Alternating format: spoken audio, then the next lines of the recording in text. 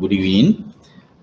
අපි ගිය සතියේ ඊට කලින් සතියේ අපි කතා කරේ එකක් ලොකු මාතෘකාවක් ඒක structured securities කියන එක. ඒක යටතේ අපි securitization and derivatives කියන පාඩම් දෙක කතා කරා ගිය සතියට කලින් සතියේ. ගිය සතියේ අපි swaps ගැන කතා කරා හුවමාරු ගිවිසුම් කියන කොටස. එතකොට අපි ඒක යටතේ credit default swap interest rate නැත්නම් පොලි අනුපාත හුවමාරු කියන එක විනිමය හුවමාරු කියන එක උදාහරණත් එක්ක අපි ගිය සතියේ ඒ ටික අපි කතා කරලා ඉවර කරා. ගිය සතියේ කියන්නේ අපි පෙබරවාරි අන්තිම දවස් 28 වෙනිදා. ඊට පස්සේ අපි කතා කරා පොඩි මාතෘකාවක් loan syndication කියන එක සම්මේලනගත ණය. ඒ කියන්නේ යම් ව්‍යාපෘතියකට හරි එහෙම නැත්නම් ගත්තොත් සමාගමකට හරි අරමුදල් රැස් කිරීමේදී අවදානම අතිශයින් වැඩි අවස්ථාවකදී ආයතන කීපයක් හරහා එක් ආයතනයක් මුල් වෙලා ආයතන කීපයක් හරහා ඒ මූල්‍ය පහසුකම ගන්න නැත්නම් ෆයිනෑන්ස් කරන ඒ ක්‍රමයට තමයි loan syndication නැත්නම් ණය සම්මේලනය නැත්නම් සම්මේලනගත ණය කියන එකේ අදහස වෙන්නේ. එතකොට ඒකේ පාර්ශවකරුවන් කවුද? ඒකේ කොහොමද ඒ ක්‍රියාවලිය සිද්ධ වෙන්නේ? මොනවද වාසි අවාසි අවදානම ඒ ටික අපි කෙටියෙන් කතා කරා. ඒක කෙටි මාතෘකාවක් මම කිව්වා. ඒක විභාගයට අහන්නේ අහන ප්‍රමාණයෙන් හරි කෙටි ප්‍රමාණයක් තමයි ඒක බර තැබීම කරලා තියෙන්නේ. ඒකේ වේටේජ් එක අඩු. ඊට පස්සේ මම පටන් ගත්තා ගිය සතියේ mergers and acquisition එකේ පළවෙනි කොටසේ මුල් ටික introduction එක අපි කරා. මොකක්ද ඒකේ මූලික පසුබිම කියන ටික කරා. අපි ටියුට් එකට ගිහිල්ලා අපි බලමු කොහොමද.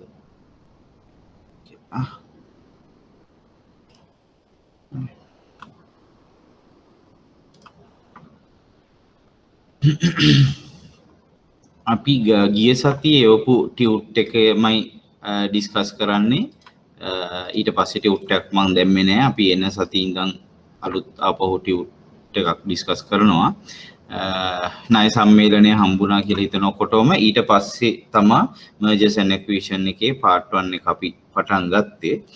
එතකොට අපි කතා කරා මේකෙදි කොහොමද සමාගමක් තවත් සමාගමක් එක්ක ඒකාබද්ධ වීමෙන් හෝ අත්පත් කර ගැනීමේ ක්‍රමවේදයෙන් ඒ ඕනෑම ක්‍රමයකින් එකතු වීමකදී කොහොමද ඊට වඩා වැඩි වටිනාකමක් ඒකෙන් ඉපද වෙන්නේ කියලා. ඔය සිනර්ජි කියන එකේ කෙටි ප්‍රශ්නයක් අහලා තිබ්බ එක වාරයක හෝ දෙකක මේ යටතේ මේ මාතෘකාව යටතේ.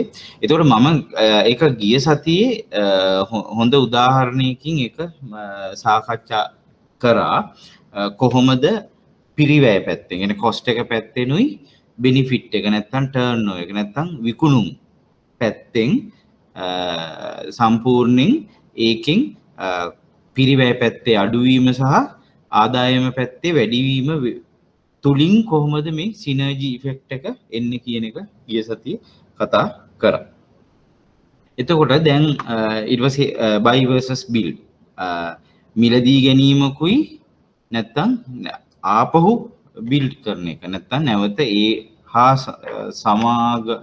සමාන සමාගමක් අලුතෙන්ම ආරම්භ කරන එකේ වෙනස සහ ඒ තීරණය ගන්නේ කොයි වෙලාවෙද මොනවද ඒවට හේතු කියන එකත් ගිය සතියේ අපි කතා කරා.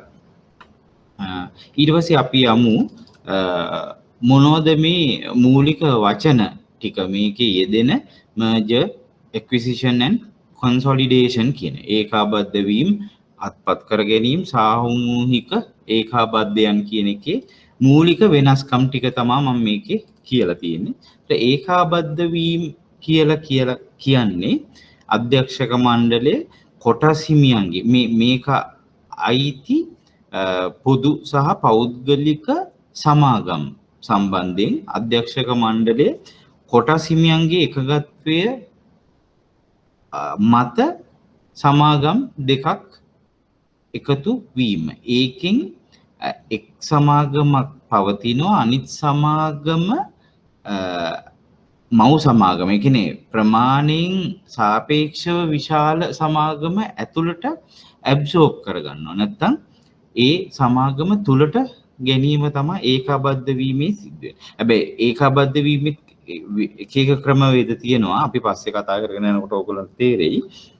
නමුත් ඒකේ මූලිකම අර්ථය මර්ජර් කියන එකේ එක සමාගමක් යටතට අනිත් සමාගම පත්වීම, ඒ පත්වීම තුලින් අර ප්‍රමාණයෙන් කුඩා සමාගම පවතින්නේ නැහැ. ඒක අර සමාගම තුලට උකහා ගැනීම සිද්ධ වෙනවා ඒ මර්ජර් කියන ටයිප් එකේදී, ඒ වර්ගයේදී.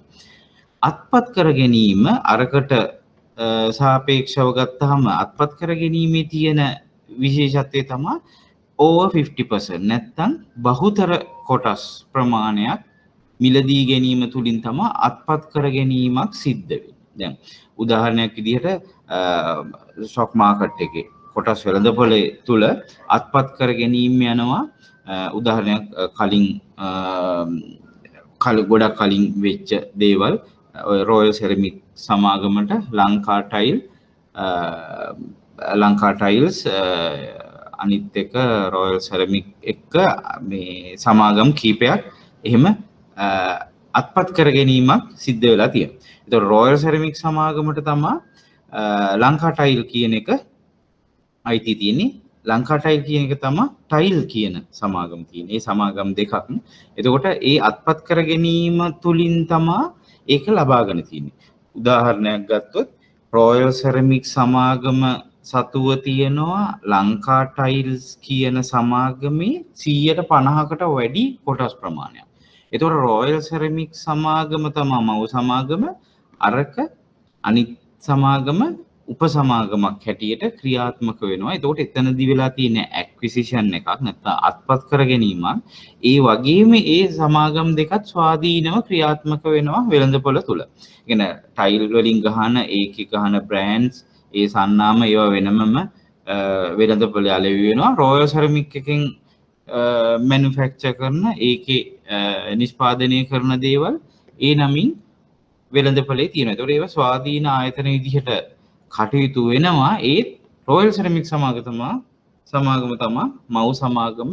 ඒක යටතේ තමයි අනිත් සමාගම් තියෙන්නේ. ඔය ස්විස් ටෙක් කියලා ඔය ග්‍රවුඩ් එහෙම නිෂ්පාදනය සිද්ධ කරනවා. එන්නේ ඒ සමාගමත් ඒක යටතේ තියෙන්නේ. එතකොට ඒක අම්බ්‍රෙලා බ්‍රෑන්ඩ් එකක්. ඒතකොට ඇත්තටම කියනවා නම් රොයල් සෙරමික් තමයි බහුතර කොටස් අරන් තියෙන්නේ ඒ ටයිල් කියන සමාගම. එතකොට මේ ඒගොල්ලන්ගේ බ්‍රෑන්ඩ්ස් වෙනස්. ඒක සන්නාම වෙනස් විදිහකට යනවා. එතකොට සමාගම් ස්වාධීනව කටයුතු කරත් අත්පත් කර ගැනීම තුළ අයිතිය තියෙන්නේ ඒ මව් සමාගමට. රයිට්? ඒක තමයි අත්පත් කර ගැනීමේ ක්‍රමවේදය. සාමූහික ඒකාබද්ධයන් කියලා තියෙනවා කන්සොලිඩේෂන්.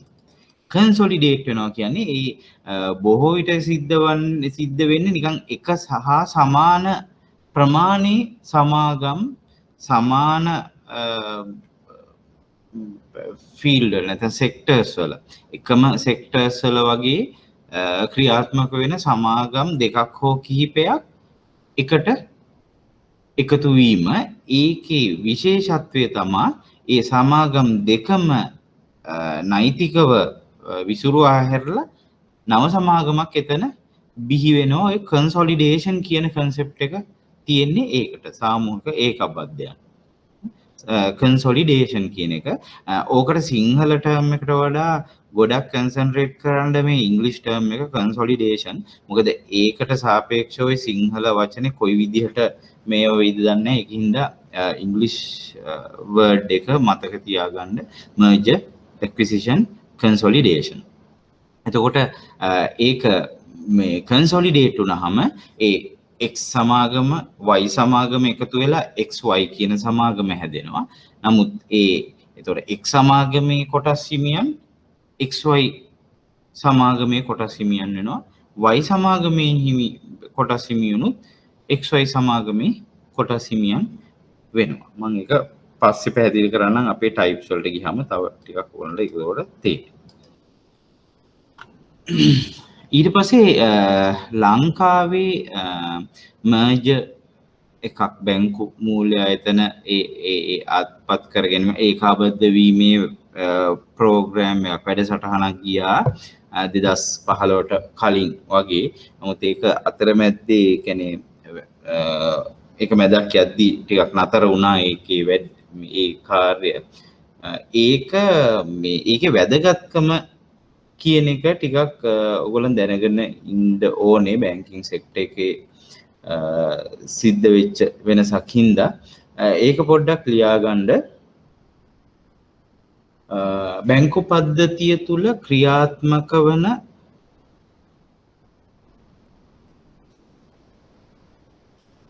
බැංකු සහ මූල්‍ය සමාගම් ප්‍රමාණය සීමා කිරීම.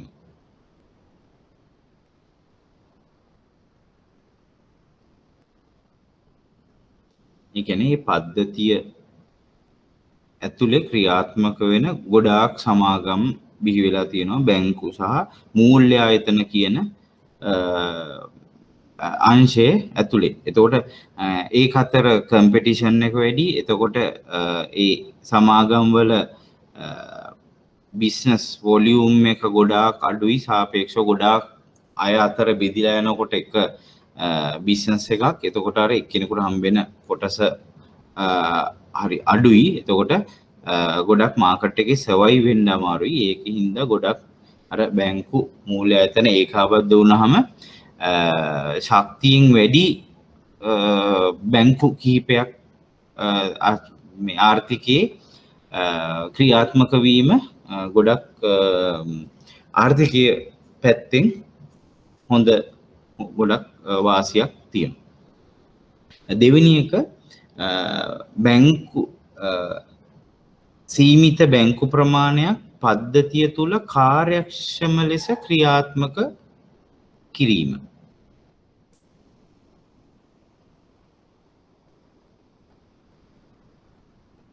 එම සීමිත බැංකු ප්‍රමාණය පද්ධතිය තුල බැංකු පද්ධතිය තුල කාර්යක්ෂම ලෙස ක්‍රියාත්මක කිරීම හෝ කරවීම.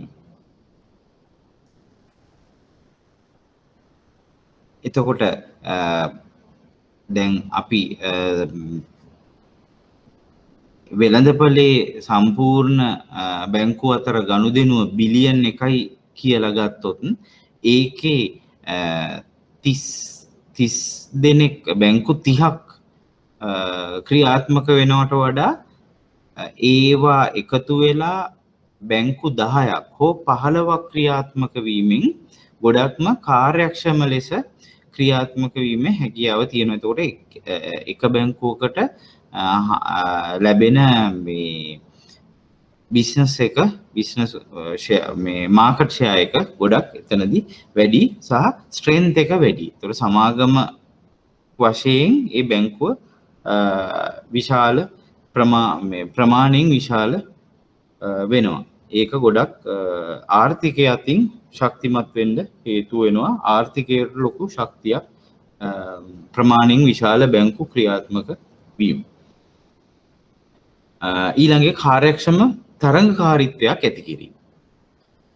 කාර්යක්ෂම තරංගකාරීත්වයක් ඇති කිරීම.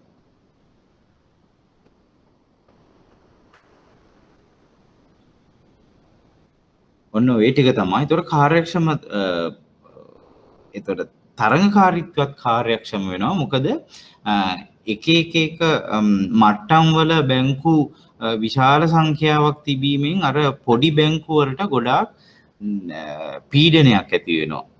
ඒ ව්‍යාපාරය තුල පීඩනයක් ඇති වෙනවා. ඕනෑම සෙක්ටර් එකක ඒක තියෙනවා. බැංකු විතරක් නෙමෙයි හැම එකකම ඒ ලදරු කර්මාන්ත කියලා කියන්නේ ඒ ලදරු අවධියේ පවතින කර්මාන්ත වලට ගොඩක් ප්‍රෙෂර් එකක් නැත්නම් ලොකු පීඩනයක් ඇති වෙනවා. ඒතකොට ඒක ගොඩාක් අඩු කරගන්න පුළුවන් මේ merger එකකින්. ඒ merger program එකකින් එතකොට ඒ දේ සිද්ධ වෙනවා. right එතකොට ඒකේ පුළුල් අරමුණ ලෙස ගන්න පුළුවන් වෙන්නේ ව්‍යාපාර එකතු වීම තුලින් ඉහළ වටිනාකමක් ආර්ථිකයට එකතු කිරීම. ඒකින් පස්සේ කොටස් හිමියන්ගේ වටිනාකම ප්‍රතිලාභ ඉහළ නැංවීම තමයි අන්තිමට වෙන්නේ. එතකොට අර සිනර්ජි ඉෆෙක්ට් එක අනිවාර්ය වශයෙන්ම අවසානයේ කොටස් හිමියන්ටත් ඒක හම්බ වෙනවා සහ ආර්ථිකයටත් ඒක එකතු වෙනවා ඒ ලාභයක් වශයෙන් සහ කොටස් හිමියන්ට ඒ කොටස් වල වටිනාකම ඉහළ යාම කියන ආකාර දෙකෙන්. ඒකට ඒකාබද්ධ වීම. ඒකාබද්ධ වීම කියන්නේ අර කිව්වා වගේ ව්‍යාපාර දෙකක් හෝ කීපයක් එකතු වීම තුලින් තනි ව්‍යාපාරයක් බිහි වෙනවා. එතකොට ඒ ව්‍යාපාරවල වත්කම් වගකීම් ඔක්කොම තනි ව්‍යාපාරයක එක ව්‍යාපාරයක වත්කම් සහ වගකීම් ලෙසටපත් වෙනවා. ඒ වගේම ඒ කොටස් හිමියන් ඒ අනුපාතයන්ට අනුකූලව අලුත් සමාගමේ කොටස් හිමියන් බවට පත් වෙනවා. අපි මේ බෙදීම කියමු අපි ගණනය කිරීම වලදී ඒක ගැන ටිකක් කතා කරමු. එතකොට ප්‍රේරණයන් කියන එකෙන් මේ විභාගෙදි ඔක අහලා තියෙන ප්‍රශ්නයක් සාමාන්‍ය කොමන් ප්‍රශ්නයක්. ප්‍රේරණයන් කියන එකේ අදහස ඒකාබද්ධ වීම ඇයි සිද්ධ වෙන්නේ? නැත්නම් ඒක එන්කරේජ් කරන්න ඒක මේ ගොඩක්ම උනන්දු කරන්න හේතු වන සාධක මොනවද කියන එක තමයි මේ ප්‍රේරණයන් කියලා කියන්නේ. නැත්නම් ඒකාබද්ධ වීමට හේතු වන සාධක කියන එක තමයි ප්‍රේරණයන් කියන්නේ. පළවෙනි එක ආර්ථිකමය පිරිමැසුම්. එතකොට අපිට අර කිව්වාගේ ස්කේල් ඇඩ්වාන්ටේජ් එක. දැන් අපි අර උදාහරණයේදී ගත්තා එක සමාගමක ව්‍යාපාරේ කොට මේ accounts ගත්තොත් 3000ක් තියෙනවා අනිත් එකේ 5000ක් තියෙනවා. ඒ දෙක එකතු වුණාම 8000ක් නෙමෙයි 10000ක් වෙනවා. ඒතර අන්න ඒක තමයි ආර්ථිකමය පිරිමැසුම් කියලා කියන්නේ. මම එක තව උදාහරණයකට ගන්නම්. මෙන්න මේ විදිය.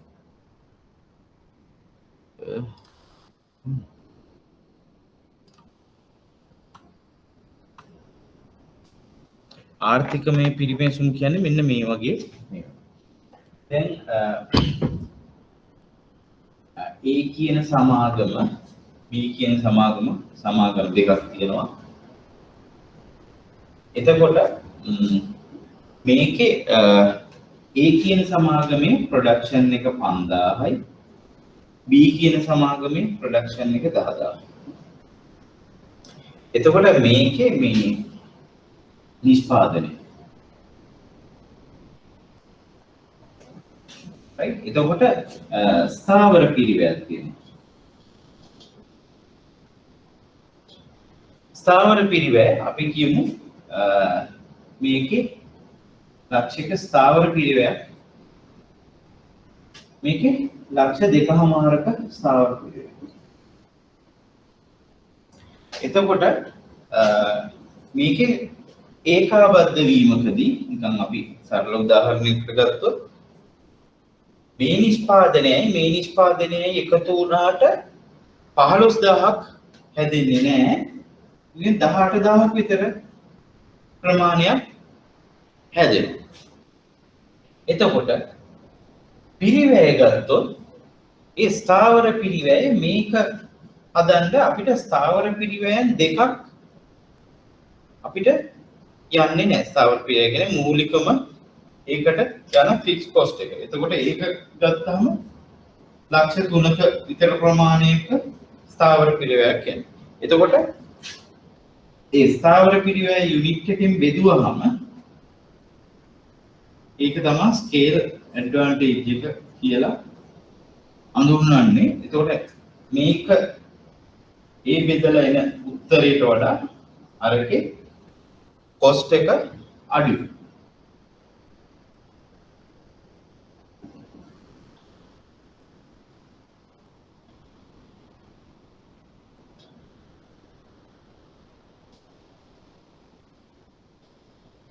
ඕගොල්ලන් නෝට් එක කරගන්න ඕනේ. උඩ නිකන් කැල්කියුලේෂන් එක කරලා බලුවොත් ඕගොල්ලන්ට තේරෙයි. මේකේ per unit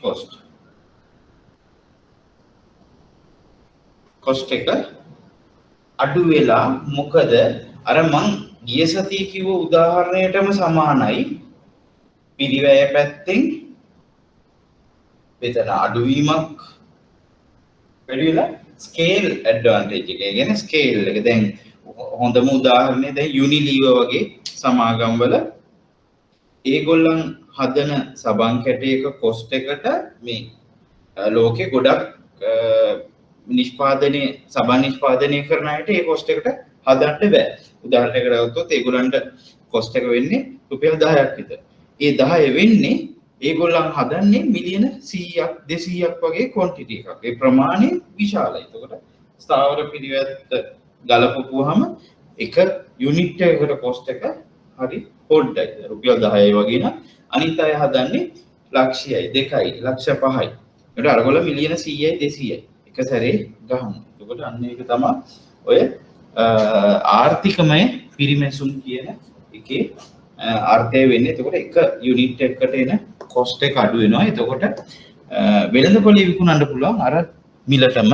ඒකෙන් අදහස් වෙන්නේ එයාට ලොකු මාජින් එකක් එතකොට තියාගන්න පුළුවන් මාකට් එකේ.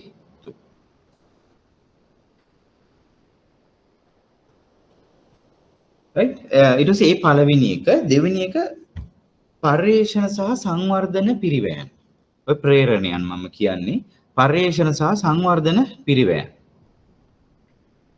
එතකොට ඔන්න ඕවත් අර මං කිව්වා වගේ මේ මම බෝඩ් එකේ පෙන්නපු AB කියන සමාගම් දෙකේම තියෙනවා පර්යේෂණ සහ සංවර්ධන පිරිවැයන්. අපි කියමු මේ දෙක ටයර් මැනුෆැක්චරින් නැත්නම් ටයර් නිෂ්පාදනය කරන සමාගම් දෙකක්. ඒතර ওই දෙකම කරනවා පර්යේෂණ කටයුතු. ඒ දෙක තනි එකකට වුණාම ඒගොල්ලන් කවදාකවත් ආය පර්යේෂණ වලට ඒ දෙකට වියදම් කරපු ගාන අපි එකකට වියදම් කරන්නේ නැහැ. එතකොට ඒවා අපිට පිරිවැයන් ගොඩාක් ඉතිරි වීමක් සිද්ධ වෙනවා පර්යේෂණ සහ සංවර්ධන පිරිවැය. නැත්නම් දෙගොල්ලෝ දෙවිදිහකට ඒ පර්යේෂණ සංවර්ධන පිරිවැය දරාගෙන ඉන්න වෙනවා. ඊට පස්සේ ඊළඟ පොයින්ට් එක අනිකුත් කළමනාකරන පිරිවැයන්. අරකට ඕනනම් දාන්න පුළුවන්. නැත්නම් තව පොයින්ට් එකක් හැටියට අනිකුත් කළමනාකරන පිරිවැයන්. එතකොට ඔය කළමනාකරණයේදීත් එහෙමයි. දැන් ඔය බැංකුවලත් ඒක පොඩි ගැටුමකුත් එන තැනක් බැංකුවලත් ආවා. HR එකේ මේ කියන්නේ මේ මානව සම්පත් පැත්තෙන් අපිට හෙඩ්ස්ලා දෙන්නෙක් තියාගන්න බෑ. ඔපරේෂන් සයිඩ් එකෙනුත් ඒක දෙන්නෙක් බෑ. ඒතකොට සමාගම් දෙකක් එකතු වුනහම ඒක තනි ඩිපාර්ට්මන්ට් එකකට එනවා. එතකොට ඒ ඔක්කොම කළමනාකරන පිරිවැයන් අඩු වෙනවා. මොකද හැම එකේම ඉන්නවා ඔපරේෂන් මැනේජර් කෙනෙක්. ප්‍රොඩක්ෂන් සයිඩ් එකේ ඉන්නවා නම් ප්‍රොඩක්ෂන් මැනේජර් කෙනෙක්. ක්වොලිටි කන්ට්‍රෝල් යුනිට් එකක් තියෙනවා. එතකොට ඒ ඔක්කොම එකතු වීම තුලින් අපිට ඒ තනි පිරිවැයකට ඒක ගේන්න පුළුවන්. එතකොට ඒ කළමනාකරන පිරිවැයන් යටතේ. right අනිත් එක avoid duplication කියන එක. ඒ කියන්නේ එකම කාර්ය නැවත කිරීම වැළැක්වීම.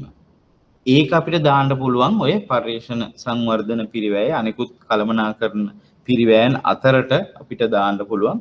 ඩුප්ලිකේෂන් ඒකෙන් මොකද්ද වෙන්නේ? avoid duplication. අපිට ඩුප්ලිකේෂන් එකක් එතකොට වෙන්නේ නැහැ. ඒතකොට අපි තනි ඩිපාර්ට්මන්ට් එක තනි කෙනෙක් යටතේ තමයි ඒ මුළු ව්‍යාපාර දෙකේම කාර්ය බිස්නස් එක කරන්නේ, ව්‍යාපාරය කරන්නේ. right අනිත් එක වෙළඳපළ සහභාගය. ඒ කියන්නේ මාකට් ෂෙයා එක කියන්න පුළුවන් ඒකට. වෙළඳපළ කොටස නැත්නම් වෙළඳපළ සහභාගය. හරි. ඒතර වෙළඳපළ කොටස දැන් සමහර සමාගම් මේක ගොඩක් දුරට මේ මර්ජර්ස් එක මේ මාකටිං පැත්තට ගොඩාක් බර සබ්ජෙක්ට් එකක්. ඒවට මේකේ තියෙන්නේ අපිට ෆයිනෑන්ෂල් පර්ස්පෙක්ටිව් එක නැත්නම් අර මූල්‍යමය පැත්ත තමයි බලන්න ඕනේ. සමහර ඒවා තියෙන මේ ෂෙයා හෝල්ඩින් එක මේ කොටස් මේ කොහොමද මේ මාකට් ෂෙයා එක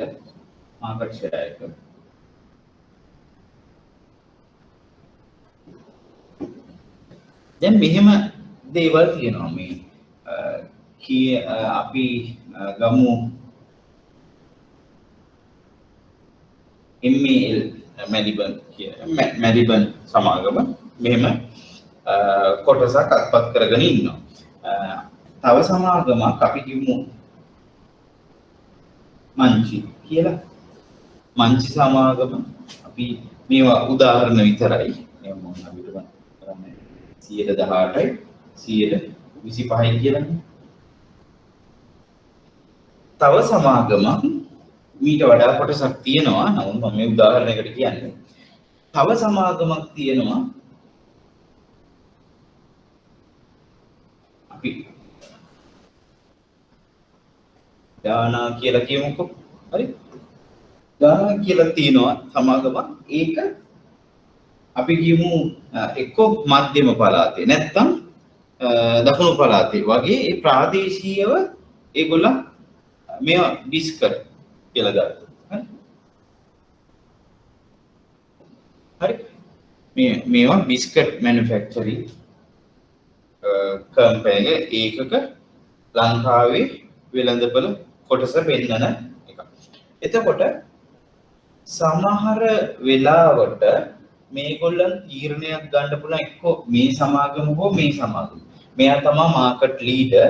එතකොට මෙයා තමයි ෆලෝවර්. මෙයා තමයි දෙවෙනියට ඉන්නේ. මේ කියන සමාගමට MAL කියන සමාගමට සමහරට මාකට් එකක 100ට එකක විතර ප්‍රමාණයක් අත්පත් කරගන්න අලුත්ෙන් 100ට එකක ප්‍රමාණයක කොටසක් අත්පත් කරගන්න සෑහෙන ලොකු පිරිවැයක් දරන්න වෙනවා. ඒගොල්ලන්ගේ ඇඩ්වර්ටයිසිං ප්‍රොමෝෂන් ඩිස්කවුන්ට් දෙන ඒ වගේ ගොඩාක් ඒ මාකට් එක අල්ලගන්න. ඒ වුණාට ඊට වඩා සමහර විටක ලේසියෙන් මෙයාව අත්පත් කරගෙන හරි මර්ජර් එකකින් හරි ඇක්විසිෂන් මෝඩ් එකකින් ඒ ටයිප් එකකින් ඕනෑම ක්‍රමයකින් මේ දෙක එකතු වුණාම සමහර විට මේ දෙක එකතු වීම තුලින් තව එකක් වැඩි ගත්තොත් එකතු වෙලා 18යි 3යි තව එකක් එකතු වෙන්න පුළුවන් අර ස්කේල් ඇඩ්වාන්ටේජ් එකත් එක්ක එන බූස්ට් එකක්. එතකොට 122ක විතර ෂෙයා එකකට යන්න පුළුවන්. එතකොට එයාට හැකියාව තියෙනවා මෙන්න මේ මාකට් ලීඩර්ට නැත්නම් මාකට් එකේ නම්බර් 1 ප්ලේයර්ට චැලෙන්ජ් එකක් කරන්න කිට්ටු වෙන්න. නැත්නම් එයාව ඕටෙක් කරන්නත් පුළුවන් සමහරට හොඳ කොටසක් තියෙන සමාගම මිලදී ගත්තොත්. හැබැයි මේ සමාගම කැමති වෙන්න ඕනේ විකිණීම සඳහා මේ සමාගම වෙනුවෙන්. නැත්නම් මර්ජර් එකකට යන්න ඕනේ. එතකොට අලුත් සමාගම ඒගොල්ලන් කතා කරගන්න ක්‍රමවේදයකට එකතු වෙන්න. නමුත් මේක තමයි වෙළඳපොළ සහභාගී අරමුණු කරගන්නවා කියන්නේ. කියන්නේ මාකට් එක්ස්පැන්ෂන් එකක් අරමුණු කරගෙන වෙළඳපොළ ප්‍රසාරණය කිරීමක් අරමුණු කරගෙන තමයි මේ ක්‍රමයට අත්පත් කරගෙන. මොකද මෙයාට තනියම 118 ඉඳන් 22කට යන්න ඊට වඩා අපි මිලියන 200ක 300ක ඇඩ්වර්ටයිසිං නැත්නම් ඩිස්කවුන්ට් ප්‍රෝග්‍රෑම් එකක් යන්න වෙනවා. ඒගොල්ලන්ට ඩිස්කවුන්ට් කරලා දීලා තමයි මාකට් එක කැච් කරන්න වෙන්නේ. මොකද මේක ෆුල් දැනට හොඳට ස්ථාපිත වෙච්ච වෙළඳපොළ කොටසක්. එතකොට ඊට වඩා සාපේක්ෂව ලේසි සමහර මිලියන 100කට හෝ 150කට මේ සමාගම මේ බ්‍රෑන්ඩ් එක ඒගොල්ලන්ට මිලදී ගන්න පුළුවන්. ඒතකොට සාපේක්ෂව ඒක ලාභදායී වෙනවා. අන්න ඒකයි වෙළඳපොළ සහභාගී නැත්නම් මේ කොටස තුලින් කොහොමද මර්ජර් එකකට අපිට හේතුවක් වෙන්නේ කියන්නේ. අනිත් එක තරඟකාරීත්වය. ඒකත් මේ උදාහරණෙම තියෙනවා. ඊළඟ එක තරඟකාරීත්වය.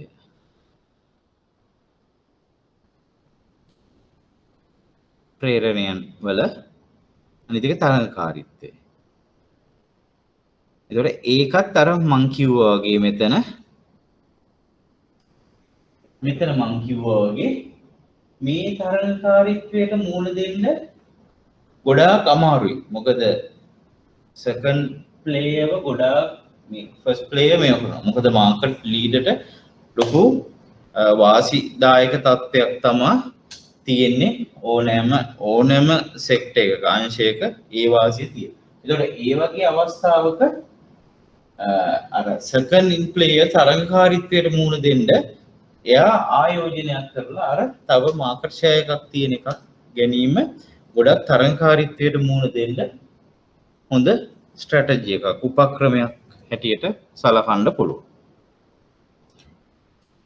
රයිට් ඒ දෙක තේරෙන්න ඇති නේද? නේද? ඕකේ.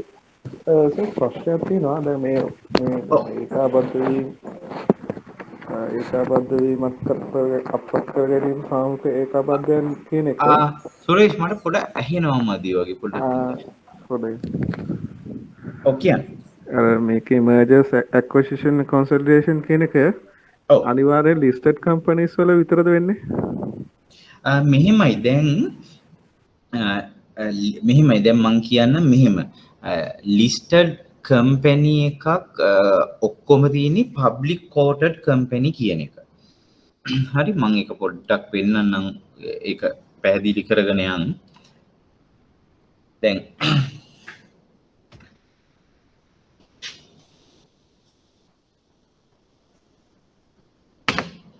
මෙහෙමයි ඕකට ඩිරෙක්ට් උත්තරේ ඔය ඕනෑම ආකාරයක් ඕනෑම ව්‍යාපාර මේ කියන්නේ මේ බිස්නස් එක පාර්ට්නර්ෂිප් වෙන්න පුළුවන් ඉන්ඩිවිජුවල් වෙන්න පුළුවන් ලිස්ටඩ් වෙන්න පුළුවන් අන්ලිස්ටඩ් වෙන්න පුළුවන් පබ්ලික් හරි ප්‍රයිවට් කෝටඩ් ඔන්න ඔය ටිකේ හැම එකෙම වෙන්න පුළුවන්. ඒක වෙන්න පුළුවන්. ඒක තමයි උත්තරේ. ඒක ඔය මේ ලිස්ටඩ් කියන එකට මම කිව්වොත් මෙහෙමයි. පබ්ලික් කෝටඩ්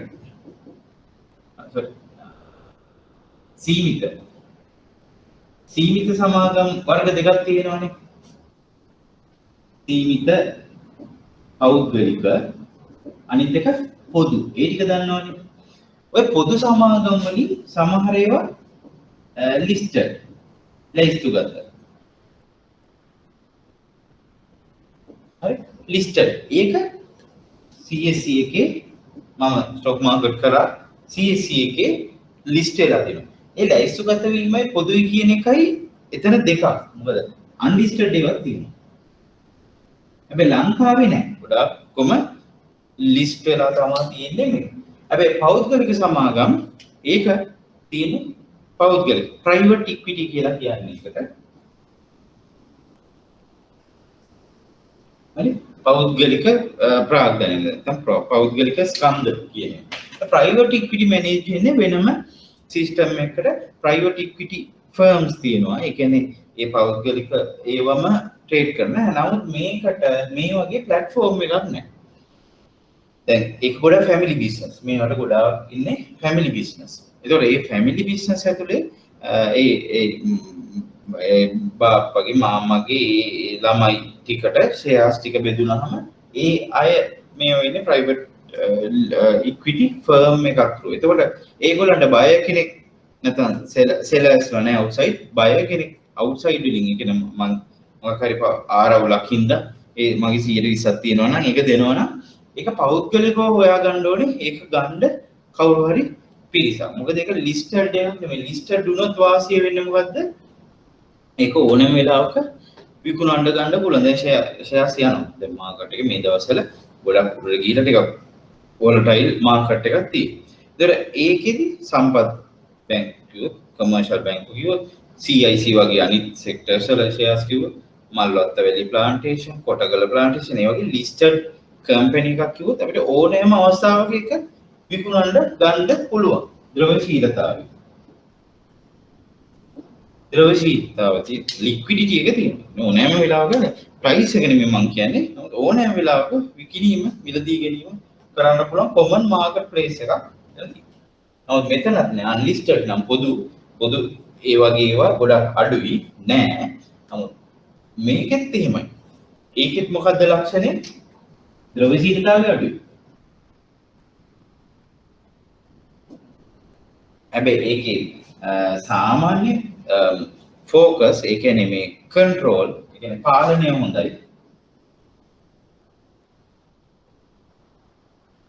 මේ ප්‍රයිවට් ඉක්විටි ගැන තියෙන පොඩි කොටසක් ඕනනම් මේකත් ලියා ගන්න. පාලනය හොඳයි. හොඳින් කන්ට්‍රෝල් එකේ තියන්න. ඇයි?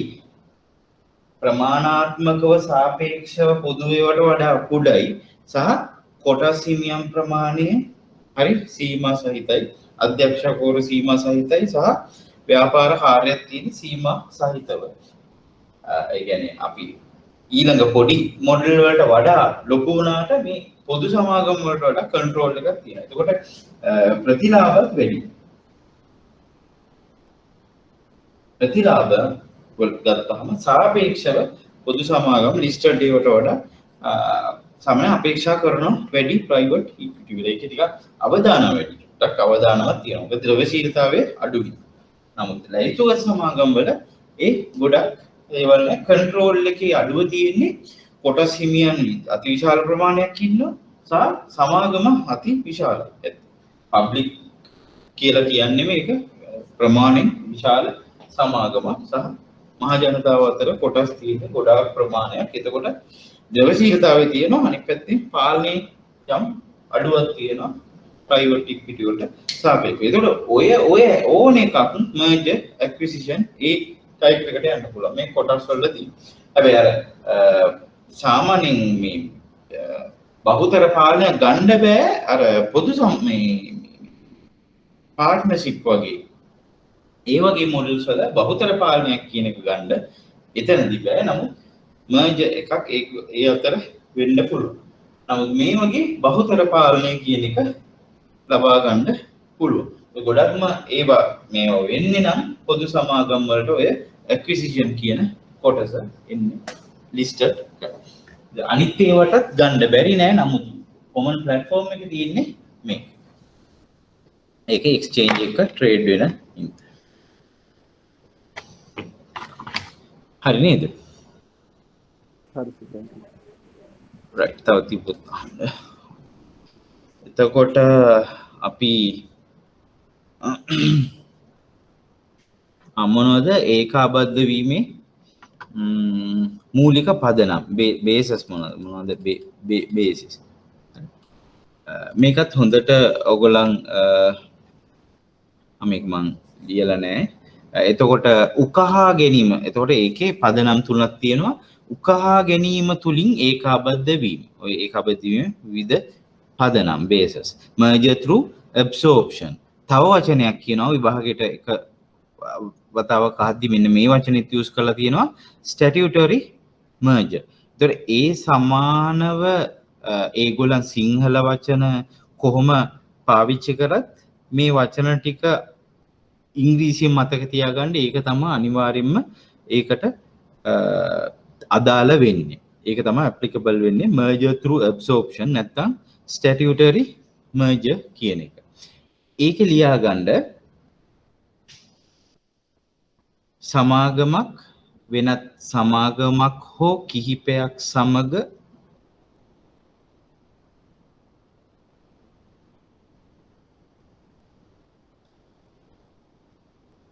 ඒකාබද්ධ වීම තුලින්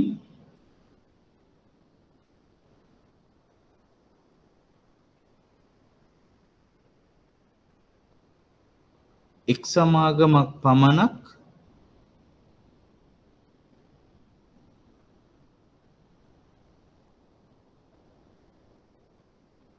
විසුරුවා හැරීම.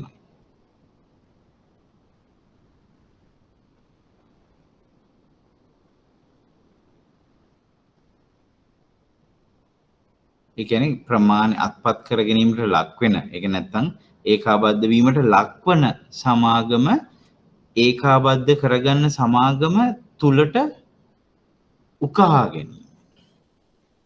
හරි. ඒකේ පොඩි graph එකක් ඇඳගන්න. මෙන්න මේ. A B එකතු වෙනවා. E පවතින. B එක සම්පූර්ණ විසුරුවා හැරීමක් සිද්ධ වෙනවා. ඒක තව විශාල වෙලා මේක මේක අස්සට යනවා. නැත්තම් තව විදිහකින් විස්තර කරනවා නම් ඒක ඇතුලේ B එක ඇත්තටම පවතින්නේ නැහැ. නම් B එකත් මේක ඇතුලේ පවතිනවා. හැබැයි ඒක විසුරුවා හැරලා තියෙනවා. පවතින්නේ A කියන සමාගම විතරයි. merger through absorption නැත්නම් statutory merger. මේ සමාගම නැති වෙලා මේ සමාගම පවතිනවා. මේකේ වත්කම් වගකීම් සියල්ල මේ සමාගම ඇතුළට උකහා ගැනීම සිද්ධ වෙන්නේ ඒකට ඒක එක්ක තිබිච්ච බ්‍රෑන්ඩ්ස් ඒ සියලුම ඒ වැලියුස් ටික සම්පූර්ණ ඒ ඇතුළට උරා ගන්නවා නැත්තම් නැති වෙලා යනවා. ඒ දෙකෙන් එකක් වෙනවා. ඒ පවතිනවා. ඒක තමයි ඒ එතනදී සිද්ධ වෙන්නේ. right දෙවෙනි ක්‍රමේ සාමූහික ඒකාබද්ධ වීම merger through consolidation.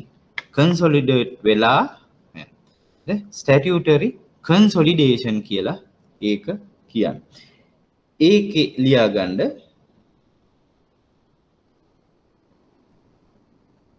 සමාගම් දෙකක් හෝ කිහිපයක් එකතු වී නව සමාගමක් ස්ථාපිත කිරීම සිදුවේ.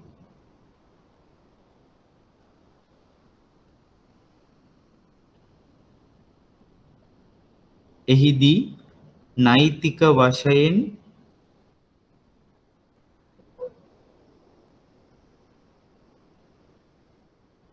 සමාගම් සියල්ල විසුරුවා හරින අතර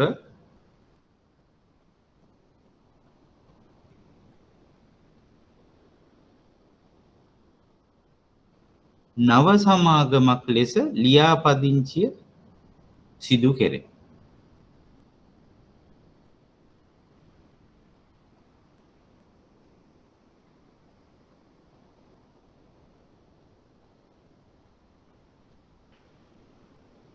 කියන්නේ නෛතිකව අර සමාගම් දෙක ෂට් ඩවුන් කරනවා නැත්නම් සියල්ල විසුරුවා හරිනවා අලුත් සමාගමක් ඒක වෙනුවට බිහි වෙනවා. ඒකෙදි සිද්ධ වෙන්නේ මොකද්ද?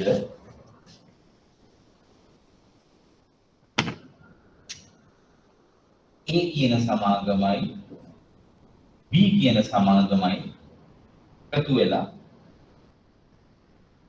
FZ කියන අලුත් සමාගම.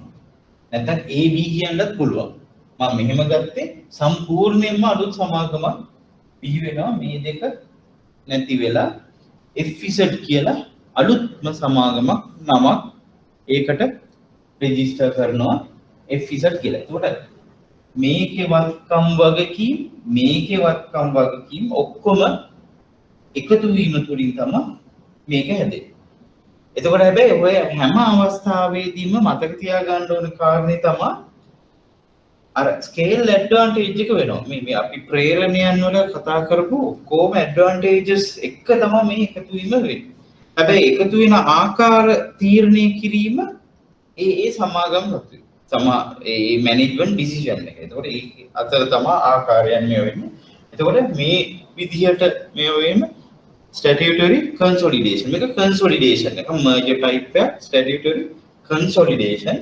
මේ දෙක එකතු වෙලා අලුත් සමාගම හැදෙනවා. මේ සමාගම් දෙක විසුරුවා හැරීම සිද්ධ වෙනවා. ඒතකොට මේකේ අර 1+1 3 කියන ඒ ඔක්කොම දේවල් ක්‍රියාත්මක වෙනවා. ඒව අරමුණු කරගෙන තමයි මේ ක්‍රියාවලිය සිද්ධ වෙන්නේ. මේකත් ඇඳ ගන්න ඒකේ යට.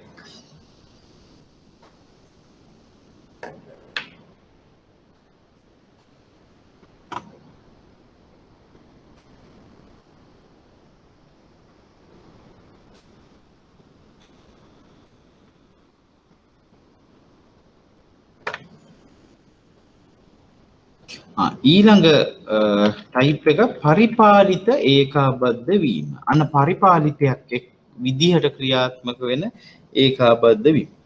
ඒකේ ලියා ගන්න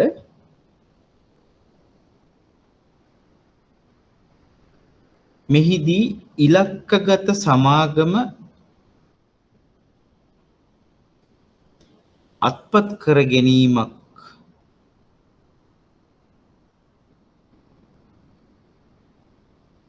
සිදුවන අතර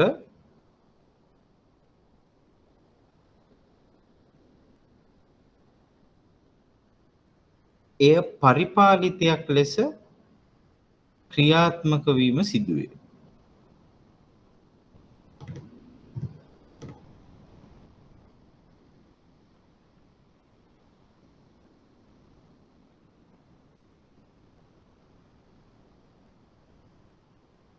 මෙම පූර්ණ අත්පත් කර ගැනීම තුළින්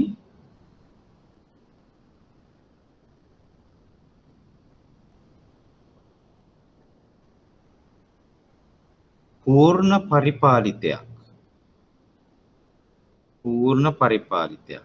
fully owned subsidiary කියන එක. පූර්ණ පරිපාලිතයක් බිහිවනු ඇත.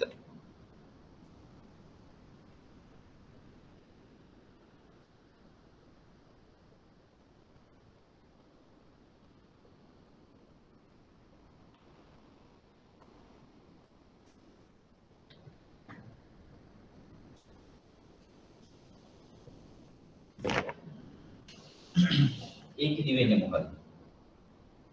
ඒ කියන සමාගම B කියන සමාගම තුලා A කියන සමාගම යටතේ B කියන සමාගම පවතිනවා.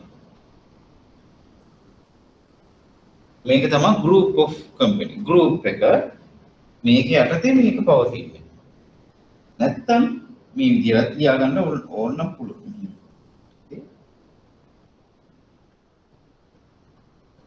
ඒ ඇතුලේ B පොත්. හැබැයි මේක ඕනට ඊට වඩා පැහැදිලි.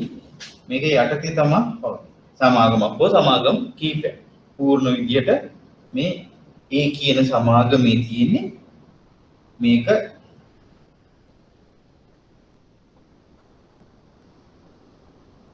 holding company එක. එතකොට consolidation නැත්නම් මේ ඒකාබද්ධ ප්‍රකාශයක් කරනකොට මේ ප්‍රකාශන නිකුත් කරනකොට මේ සම්පූර්ණ එක ගැන තමයි කරන්නේ. නැත්නම් මේ විදිහට මේක කරන්න පුළුවන්. සමාගම් දෙකම පවතිනවා පළවෙනි දේ. දෙවෙනි එක ඒකට සම්බන්ධ සියලුම බ්‍රෑන්ඩ්ස් නැත්නම් ස්ටාෆ් එක නැත්නම් ඒ කරන වර්ක් ප්‍රොසෙස් එක ඒ ඔක්කොම මේ විදිහටම යනවා. නමුත් මේ සම්පූර්ණ අයිතියක් තමයි ගන්නෙ. ඒක පූර්ණ පරිපාලිතයක් හැටියට ඒකට ක්‍රියාත්මක වෙනවා. අන්න පරිපාලිත ඒකව සබ්සිඩියරි මර්ජර් කියන්නේ ඉන්නේ මේ වගේ අවස්ථාවක්.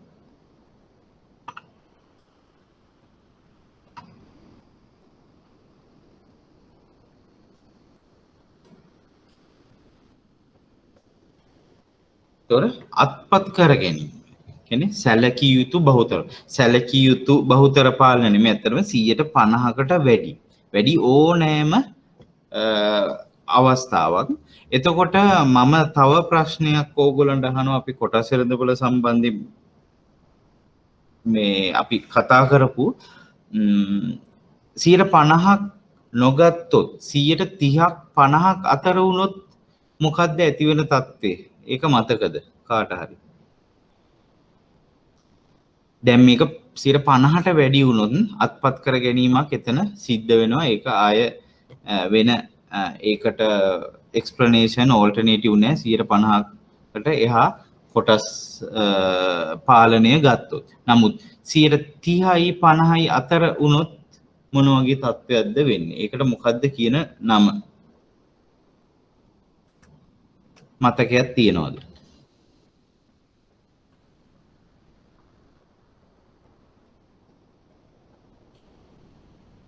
මතකයක් තියනවාද? අපි 30කට වැඩි කොටස් ප්‍රමාණයක් සමාගමකින් එක වරකදී හෝ වාර කිහිපයකදී මිලදී ගැනීම සිද්ධ වුණොත් මොකද්ද?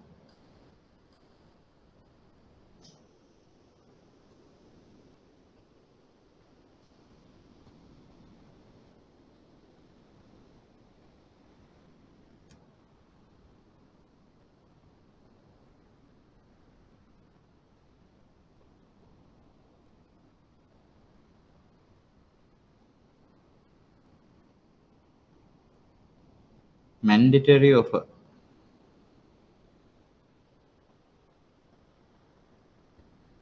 ඇහෙනවද? ඔව් සර් මැන්ඩේටරි ඔෆර්. පොඩ්ඩක් ඉන්න ස්ටක් වුණා. ඔයගොල්ලන්ට ඇහෙනවද? ඔව් මේ කැමරා එක වැඩ නැද්ද? මොකක් හරි වුණාද? වැඩ සර්. මට ස්ටක් වෙලා මෙතන පේන්නේ.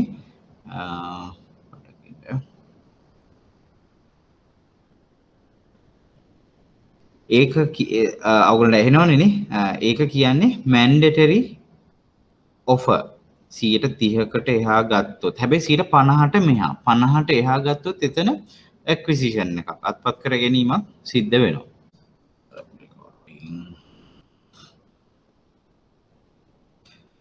එතකොට අපි නැවතුවේ අත්පත් කර ගැනීම. එතකොට ඔයගොල්ලන් ඒක ආපහු බලා ගන්න. මොකද මේ ඒක විභාග දැන් මෙතෙක්කල් කරපු ඒ වගින් භාගයක් විතරම ඒකම ප්‍රශ්නේ ඒ සමහර ප්‍රශ්න ඒරියාස් අහලා තියෙනවා. මම ඒ ප්‍රශ්නෙම කියලා කියන්නේ නැහැ. but ඒ ඒරියා එක ඒතකොට 30% mandatory offer කියන එක ඒක මතක තියාගන්න. එතකොට ඒකත් මේකටම සම්බන්ධයි. මේ වෙනම පාඩම් විදියට ගියාට එතකොට 10%ක් ගියොත් මොකද්ද බලපෑම? 10%ක කොටස් හිමි කරගත්තොත් ඒගොල්ලන් ඒ මිලදී ගැනීම සිදු කරපු කට්ටිය දවස් 2ක් ඇතුළත කොළඹ කොටස් වෙළඳපොළට ඒක දැනුම් දීම කරන්න ඕනේ. ඒ හරහා මහජනතාවට දැනුම් දීම 10%ක ඒ threshold ඒ 10% සීමාව 130ට එහා ගියාම ඒ කියන්නේ කොටස් හිමියෙක් දිගින් දිගටම යම් සමාගමක කොටස් මිලදී ගැනීමේදී 130 කියන සීමාව පහු කරොත් හැබැයි 50ට මෙහා 50 දක්වා 130 ඉඳන් ගත්තොත් එයා මැන්ඩේටරි ඔෆර් එකක් දෙන්න ඕනේ. බැරි වෙලා දැන් ඒ කොටස් මිස් වෙලාම තියෙනවා නම් පොඩ්ඩක් සති 3ක් හෝ 4කට එහා මගේ වීඩියෝ ටික පොඩ්ඩක් රිෆර් කරන්න. නැත්නම් මැන්ඩේටරි ඔෆර් ඔයගොල්ලෝ සර්ච් කරලා ගන්න පුළුවන්. ඒක සරල දෙයක් තියෙන්නේ 130කට වැඩි කොටස් ප්‍රමාණයක් අත්පත් කරගත්තොත් ඒ මැන්ඩේටරි ඔෆර් කියන අනිවාර්ය අර්පණය සිද්ධ කරන්න ඕනේ අනිකුත් සියලුම කොටස් හිමියන්ට. අන්න ඒක මතක තියාගන්න. ඒතකොට 50ට වැඩි වුණොත් අන්න එතනදී ඔන්න මේ කියන අත්පත් කර ගැනීම සිද්ධ වෙනවා. එතකොට ඒක වත්කම් අත්පත් කර ගැනීමක් වෙන්න පුළුවන්. නැත්තම් කලමනාකාරීත්ව කැමැත්ත මත සිදු කරගන්න පුළුවන්. බහුතර කැමැත්ත මත කරන්න පුළුවන්. ප්‍රයිවට් ලිමිටඩ් කම්පැනි එකක් නම් පබ්ලික් එකක් නම් කොටස් එක ලැයිස්තුගත වෙලා තියෙනවා. එතකොට ඒගොල්ලන්ට සමාගමේ ඒ බහුතර පාලනය ගන්න පුළුවන්. ඒකට මම පොඩ්ඩක් පෙන්නන්නම් කොහොමද එහෙම වෙන අවස්ථාවල්. දැන් මේ වගේම මම පොඩි graph එකක් පෙන්නන්නම්. දැන් ඔය සමාගම් ක්‍රියාත්මක වෙන ඒ වගේ එක එක විදි තියෙනවා.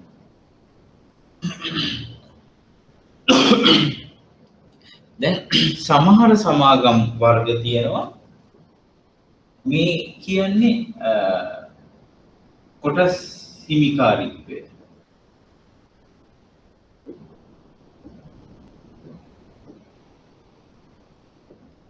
මේ ෂෙයා හෝල්ඩින් එක. මේ ෂෙයා හෝල්ඩින් එක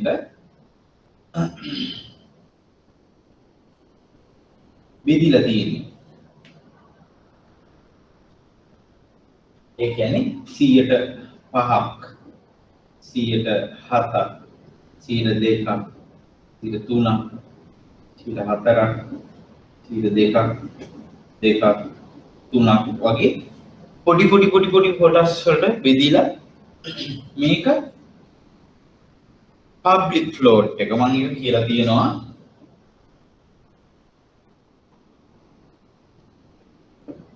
පබ්ලික් ෆ්ලෝට් එක. ඒ කියන්නේ මහ ජනතාව සතු දැන් අපි ඕගොල්ලෝ වගේ ෂෙයාර්ස් 500,000 5000 10000 20000 30000 වගේ ඒ ඔක්කොම අයිති වෙන්නේ පබ්ලික් ෆ්ලෝට් එකට. දැන් මේක ගත්තොත් 2% කියන්නේ සාමාන්‍ය මිලියන අපි කියමු මිලියන බැංකුවක වගේ නම් සාමාන්‍ය මිලියන 10ක නැත්නම් මිලියන 15ක නෙමෙයි කොටස් මිලියන 10ක් නැත්නම් කොටස් මිලියන 15ක් වගේ අයිතියක්. ඒ කියන්නේ සාමාන්‍යයෙන් හිතාගන්න රුපියල් වැලියු එකකින් මිලියන 500 ඉඳන් බිලියන් එකක රුපියල් වටිනාකම තමයි 2%ක් විතර කියන්නේ.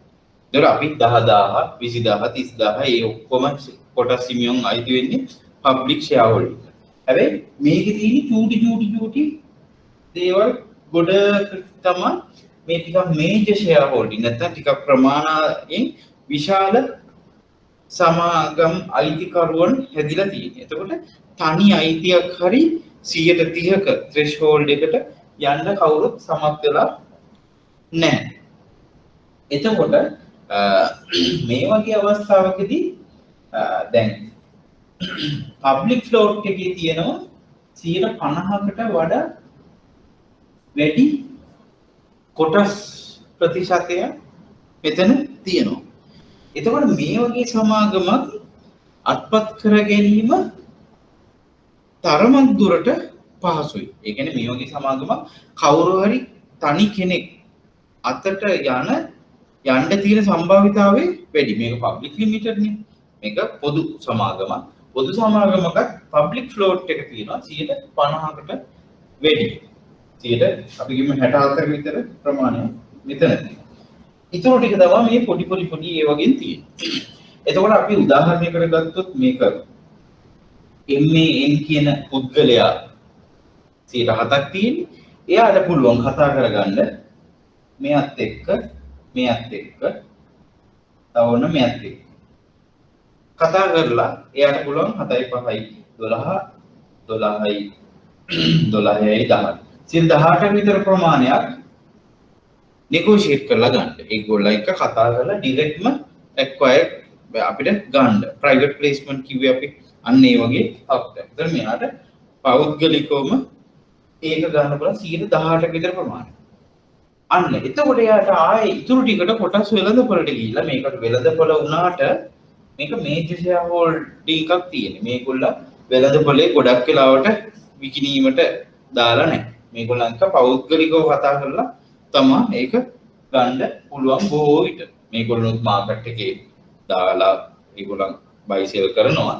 නමුත් මේ වගේ ප්‍රමාණයක් මාකට් එකේ මේ වෙන්නේ නැහැ. මොකද මෙන්න මේ විතර වටිනාකමක් තියෙන ෂෙයාර්ස් මිලියන 10 5 මිලියන වගේ තනි ලොට් වලට ට්‍රේඩ් වෙන්නේ නැහැ. ඒගොල්ලන් අතේ තියෙනවා ඒ ෂෙයාර්ස් account එක. ඒතර මෙයා කරන්නේ ඉතුරු දැන් අපි කියමු එයාට mandatory offer level එකට යන්න ඕන නම් එයාට තව 112 13ක් විතර ගත්තාම mandatory offer එක දෙන්න පුළුවන්. නැත්තම් එයාට 50%කට යන්න ඕන නම් එයාට කීයද ඕනේ? 32ක ප්‍රමාණය 33. අන්න ඒක සමහරට මෙයාට මෙන්න මෙතනින් ගන්න පුළුවන්. මොකද පබ්ලික් ෆ්ලෝට් එක තියෙනවා 67ක්. අන්න එයාට ලොකු chance එකක් තියෙනවා මේ කියන පුද්ගලයාට 107ක් දැනට තියෙනවා. එයාට ඕනේ අත්පත් කර ගැනීමකට යන්න. එතකොට මෙන්න මේ අයට කතා කරලා ඊට පස්සේ මෙතෙන්ද ඉතුරු ටික මාකට් එකෙන් ගන්න. මාකට් එකෙන් ගන්නවා කියන්නේ මොකද්ද? මාකට් එකේ ඇත්තටම ඉල්ලුමක් ඇති වෙනවා. දැන් 130ක් විතර ප්‍රමාණයක් මාකට් එකෙන් මේ වෙළඳපොළෙන් එකතු කර ගන්නවා කියන්නේ අපි ඕගොල්ලෝ වගේ 5000 10000 30000 50000 වගේ ෂෙයාර්ස් එකතු කරගෙන යන්න වෙනවා. ඒතකොට මේක රුපියල් 80කට විතර ට්‍රේඩ් වෙන ෂෙයා එකක් නම් ඒක රුපියල් 100කට 120කට වගේ යන්න පුළුවන්. මොකද මෙතන ඉල්ලුමින් තල්ලු වෙච්ච ප්‍රයිස් එකක් ඇති වෙනවා. මේක ඉල්ලුම වැඩි වෙනකොට මාකට් එකේ තියෙන නිවුස් එක යනවා. එතකොට මේ ෂෙයා හෝල්ඩර්ස්ලා පුළුවන් තරම් වැඩි මිල ඉල්ලන්න බලන හින්දා කොටස් මිල ඉහළ යන ලොකු සම්භාවිතාවයක් තියෙනවා. එතකොට අපි මේ වගේ තව වෙන සිනාරියෝ එකක් ගන්න පුළුවන්. මේ වගේ මෙන්න මේ වගේ තියෙනවා. මෙතන 107යි 5යි මෙතන අපි කියමු 14යි. මෙතන 10යි. මෙතන 10යි. ඊට පස්සේ 100ට අපි කියමු මෙතන 20යි කියලා. ඒතකොට මේක මේ වගේ සිටුේෂන් එක අපිට තියෙන්නේ 150ට අඩුවෙන් පබ්ලික් ෆ්ලෝට් එක. අපි කියමු 142ක් විතර ප්‍රමාණය. හරි මම මේක ගණන් හදලා නෙමෙයි මේව කරන්නේ. 14යි 10යි 5යි 7යි 10යි 20යි. ඒ වගේ ලොකු හෝල්ඩින්ග්ස් කීපයක් තියෙනවා. ඒක හින්දාම පබ්ලික් ෆ්ලෝට් එකේ තියෙන 142ක් වගේ ප්‍රමාණය. එතකොට මෙයාට මේ කෙනෙකුට 107 හෝ 10 වගේ තියෙන එක්කෙනෙකුට අපි මේ 15 10 7 වගේ තියෙන කෙනෙකුට අත්පත් කර ගැනීමකට 150කට වඩා වැඩි වගේ ප්‍රමාණයකට අත්පත් කර ගැනීමකට යන්න කැමැත්තෙන් තිබ්බොත් එයාට පබ්ලික් ෆ්ලෝට් එකෙන් අරගෙන ඒක මදි. මොකද මේ 142කින් මාකට් එකේ ට්‍රේඩ් වෙන්නේ සාමාන්‍යයෙන් 15ක් 20ක් උපරිම විදිහට. අනිත් ඒවා account එකේ තියෙනවා. එක හේතුන් මත. එකක් තමයි ඔය staff accounts trade වෙන්න පුළුවන්. නැත්නම් ඒගොල්ලන් විකුණන්නේ නැහැ. ඒගොල්ලන් account එක හරි certificate form වලින් තියාගෙන ඉන්නවා. සමහර අය disease එක කියන්නේ සමහර අය ඒකේ shareholdersලා මැරලා ඒගොල්ලන්ගේ accounts තාම නිරවුල් වෙලා නැහැ. ඒගොල්ලන්ගේ දරුවන්ට හරි සහෝදරයන්ට යන ඒ අතරමැද ඒ වගේ ගොඩාක් ඒවා තියෙනවා මේ මාකට් එකේ available නැහැ. ඒ කියන්නේ මාකට් එකේ sell එක දාලා තියන්න ඕනේ කෙනෙක්. කිනීමට කැමති වෙන්න ඕනේ. එතකොට ඒක 15ක් 20ක් වගේ තියෙනවා. ඒ වගේ තත්ත්වයක් යටතේ පබ්ලික් ෆ්ලෝට් එකෙන් ඒගොල්ලන්ට ගන්න බෑ. එතකොට ඒගොල්ලන්ට කරන්න තියෙන්නේ මේ අයගෙන්ම negotiate කරලා ඒගොල්ලෝ එක්ක කතා බහ කරලා 140ක් විතර ලබා ගන්න ඕනේ. ඉතුරු 105ක් 10ක් වගේ ප්‍රමාණයක් ඒගොල්ලන්ට මාකට් එකෙන් ගන්න පුළුවන්. අවසානයේ ඉතුරු වෙන ප්‍රමාණය. ඒතර මේ වගේ ඒගොල්ලන් කරන ස්ට්‍රැටජිස් ඔය මං කිව්වේ ඔය වගේ එක සිනාරියෝස් ගොඩාක් තියෙන්න පුළුවන්. මේ වගේ වෙදී ඒතර එයා වැඩි බර තැබීමක් තියන්න ඕනේ මේ පබ්ලික් ෆ්ලෝට් එකකින් ඉතුරු ටික ගන්න නෙමෙයි. පුළුවන් තරම් මේ ලොකු පෝෂන් ලොකු මේ ලොකු බ්ලොක්ස් තියෙන ෂෙයා හෝල්ඩින් ලිස්ට් එක ගත්තාම ලොකු බ්ලොක්ස් තියෙන අය පුළුවන් තරම් කැමති කරවගෙන 140ක් 45ක් වගේ යනකම් මෙයා එයාගේ ෂෙයා ක්වොන්ටිටි එක හදා ගන්න ඕන. ඊට පස්සේ ඉතුරු ටිකට මේකට යන්න පුළුවන්. නැත්තම් මේ පොඩි කෙනෙකුට කවදාකවත් දැන් මේ කෙනාට මේ අයගේ කැමැත්තක් නැතිව කවදාකවත් 150ක නැත්තම් අයිතියක් ලබා ගන්න හැකියාවක් නැහැ. අයියේ මේවා 150කට කිට්ටු වෙන්න මේගොල්ලෝ රිප්‍රසන්ට් කරනවා. මෙතන 150ක් නැහැ. ඉන්නේ ඒකෙන්. රයිට්? ඒක තමයි අත්පත් කර ගැනීමකදී සාමාන්‍ය සිද්ධ වෙන දේ.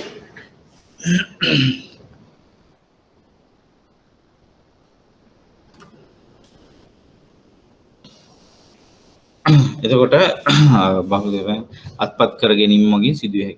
යම් සමාගමක් වෙනත් සමාගමක ඡන්ද අයිතිය හිමි කොටස් වලින් අඩක් හෝ වැඩි ප්‍රමාණයක් අත්පත් කරගන්න සමාගම මොකද? මව් සමාගම. අත්පත් කර ගැනීමට ලක් වෙන සමාගම පරිපාලිතය කියන එක කියලා හඳුන්වනවා. පරිපාලිතයේ කොටස් 50ක් හෝ ඊට වැඩිපුර තිබ්බොත් ඇති මව් සමාගම පරිපාලිතය වෙන්න. නමුත් පරිපාලිතයේ 100%ම ගත්තොත් අර පූර්ණ පරිපාලිතය නැත්නම් fully owned subsidiary කියලා ඒකට කියනවා. ඉතින් කොයි ආකාරයෙන්ද මේක කරන්න පුළුවන්? මේකත් එක වාරයකදී අහලා තිබ්බා. දැනට පාලනය කරන පුද්ගලයන් හෝ ඒ කොට්ටාස මගින් සාකච්ඡා කරලා ඒ බහුතර පාලනය ගන්න පුළුවන් එක ක්‍රමයක්.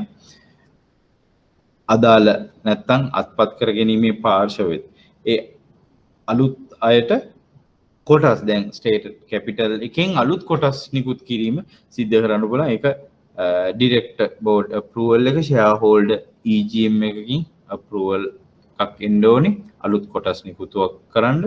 නැත්තම් විනිමය හුවමාරුවක් කරා මම මේ දැන් බෝඩ් එකේ පෙන්වනා වගේ හුවමාරුවක් කරා කොටස් මිලදී ගැනීම කරන්න පුළුවන්. ලාන්සුවක් බිඩ් එකක් දෙන්න පුළුවන්. අර කිව්වා වගේ මම 10%ක් 5%ක් 7ක් වගේ percentage එකක් තියෙන ෂෙයා හෝල්ඩර් කෙනෙකුට බිඩ් එකක් දෙන්න පුළුවන්. ඔයාගේ 7%ක ප්‍රමාණය දැන් මම රුපියල් 20 ගානේ මම බිඩ් එකක් දෙනවා මිලදී ගන්න කියලා. ඔෆර් එකක් දෙනවා. ලාන්සුවක් දෙනවා. right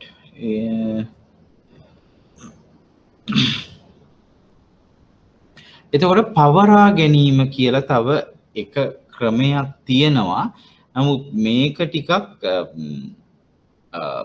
ඒ කියන්නේ අත්පත් කර ගැනීමට ලක් වෙන සමාගම මේකේ පවරා ගැනීමට ලක් වෙන සමාගමේ අනුදැනුම හෝ ඒ කැමැත්තක් නැතුව කරන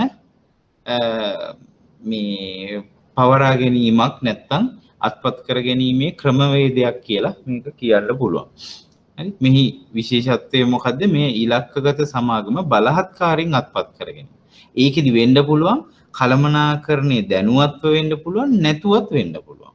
කියන්නේ ෂෙයාහෝ දැන් අර ෆ්‍රී ෆ්ලෝට් එක කිව්වේ ඒකයි. අර ෆ්‍රී ෆ්ලෝට් එකෙන් වැඩි කොටස් ප්‍රමාණයක් මිලදී ගත්තොත් එකවර කලමනාකරණයේ අනුදැනුමක් නැත්නම් ඒකේ අනුමැතියක් නැතුවම ඒ අත්පත් කර ගැනීම සිද්ධ වෙන්න පුළුවන්. අන්න ඒ වගේ එකක් තමයි හොස්ටයිල් ටේක් ඕවර් නැත්නම් බලහත්කාරී පවරා ගැනීමක් කියන එකකින් අදහස් කරන්නේ. ඊට වඩා ටිකක් ලිහිල්. ඒ කියන්නේ කලමනාකාරීත්වයේ දැනු මේ අනුදැනුමක් ඇතිව නමුත් එහෙම කැමැත්තක් විශ්වාසයක් නැහැ. නමුත් ඒ අනුදැනුම ඇතුව කරන පවරා ගැනීමක් මිතුරු පවරා ගැනීමක් කියලා කියනවා. හරි ඔය ඕවනම් අර මේ කියන්නේ මේ පවරා ගැනීමේ පොඩි එක පොඩි වෙනස්කම් තියෙන කොටස්.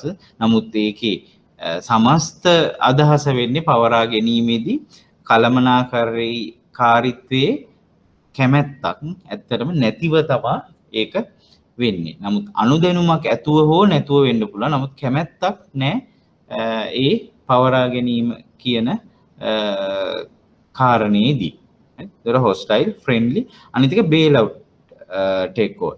ඒකේ කරන්නේ ඇත්තටම ඒක බේල් අවුට් එකක්. ඒ කියන්නේ මේ ඒ සමාගම බංකොලොත් භාවයට පත් වෙන්න යනවා නම් අන්න ඒකෙන් ගලවා ගැනීමට ඒක පවරා ගැනීම සිද්ධ කරනවා. සමහරට ඒ පවරා ගැනීම සිද්ධ කරන්නේ මේ ආර්ථිකයේ යහපතට.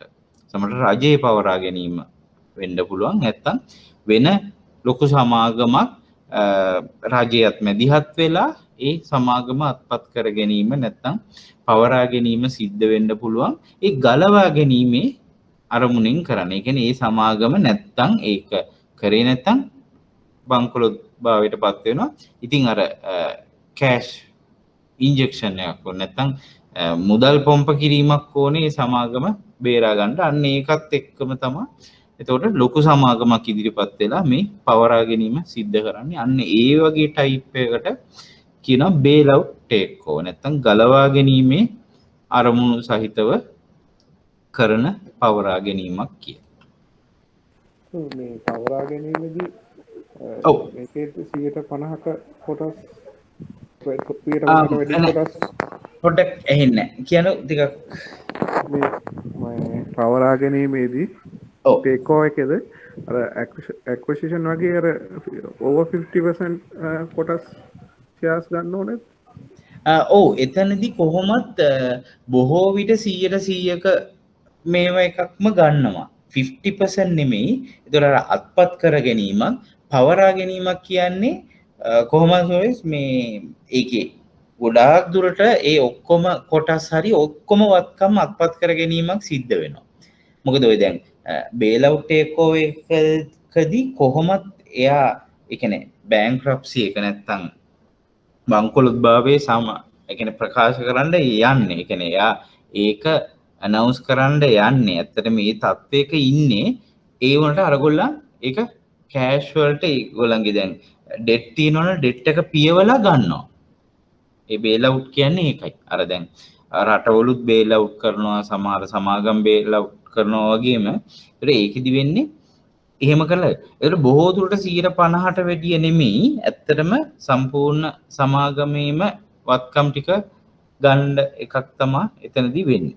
ටේක් ඕවර් එකකදී වෙන්නේ 50%කට එහා ලබා ගැනීමක් තමයි ඒකේ ඒ කියන්නේ කන්සෙප්චුවලි වෙන්නේ.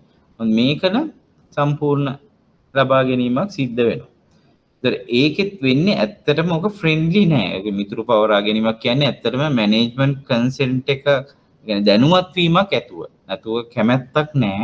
ඒක තමයි කියන්නේ ඕවර්ऑල් අයිඩියා එක ටේක් ඕවර් එකේ තියෙන්නේ. ඒ කියන්නේ ඒක ෆ්‍රෙන්ඩ්ලි නෑ. කොහොමවත් සාමාන්‍ය ටේක් ඕවර් එකක් හොස්ටයිල්. නැත්තම් බලහත්කාරී එකක්.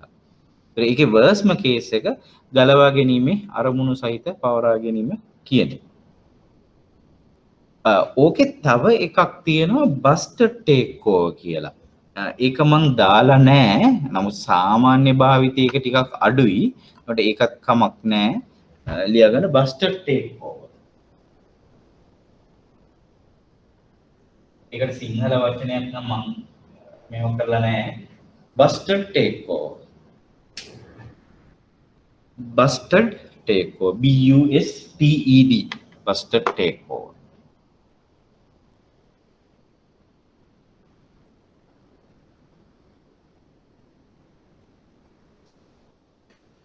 දැන් බස්ටඩ් ටේක් ඕවර් කියන එක අරකටත් වඩා ටිකක් අර උඩ කිව්ව අපි බලහත්කාරී මිතුරු ඒවට වඩා ටිකක් දරුණු තත්වයක්. ඒකෙදි කරන්නේ ඒක මේ ලිවරේජ් බයි අවුට් කියන එක මේ කන්සෙප්ට් එකේ එකක්. අපි ඒක පස්සේ කතා කරනවා.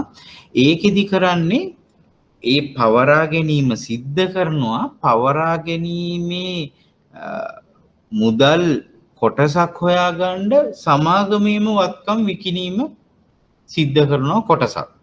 දැන් අපි නිකන් මම පොඩි නිකන් උදාහරණයකට කියන්නම්. ඒක අපේ සිලබස් එකේ මේ වෙනකම් අහලා නැහැ. නමුත් ඒකේ සිද්ධ වෙන්නේ දැන්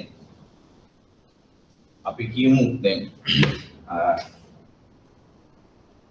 කියන සමාගම B කියන සමාගම අත්පත් කරගන්නවා එක පැත්තකින්.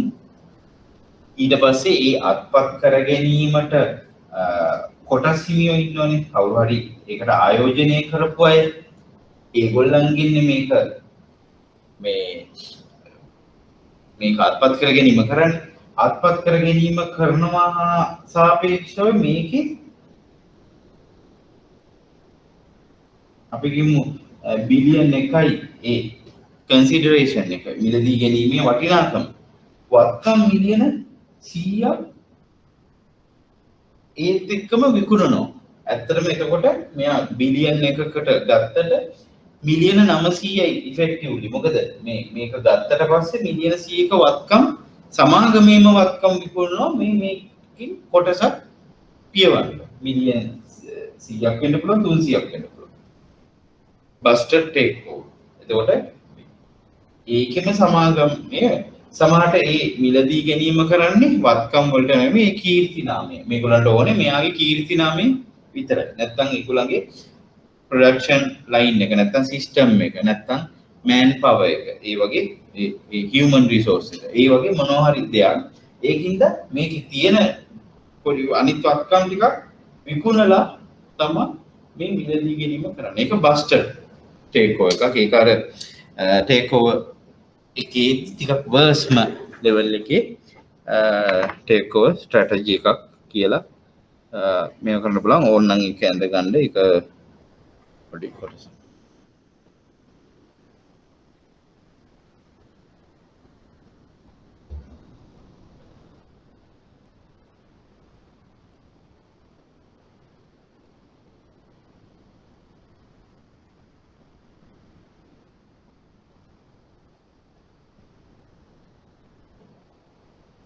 ඒක අර අධිතෝරණ මිලදී ගැනීම ක්‍රමවේදයක්. ඒ කියන්නේ අර ඒක පියවන්න අරකේ ඒ සමාගමීම වත්කම් විකිණීම සිද්ධ කරනවා. අන්න ඒක හින්දා තමයි එම එකට කියන්නේ.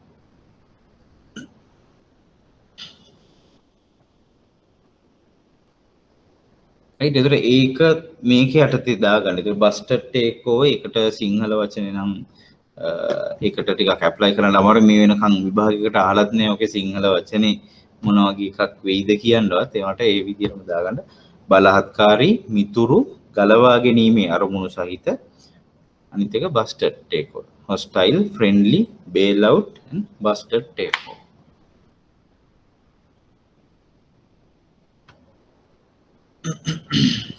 ඒ කියන්නේ මේ ටේක් ඕවර් කරන කම්පැනි එකේම වත්කම් විකුණනවා. ඔව් ඒකෙම වත්කම්.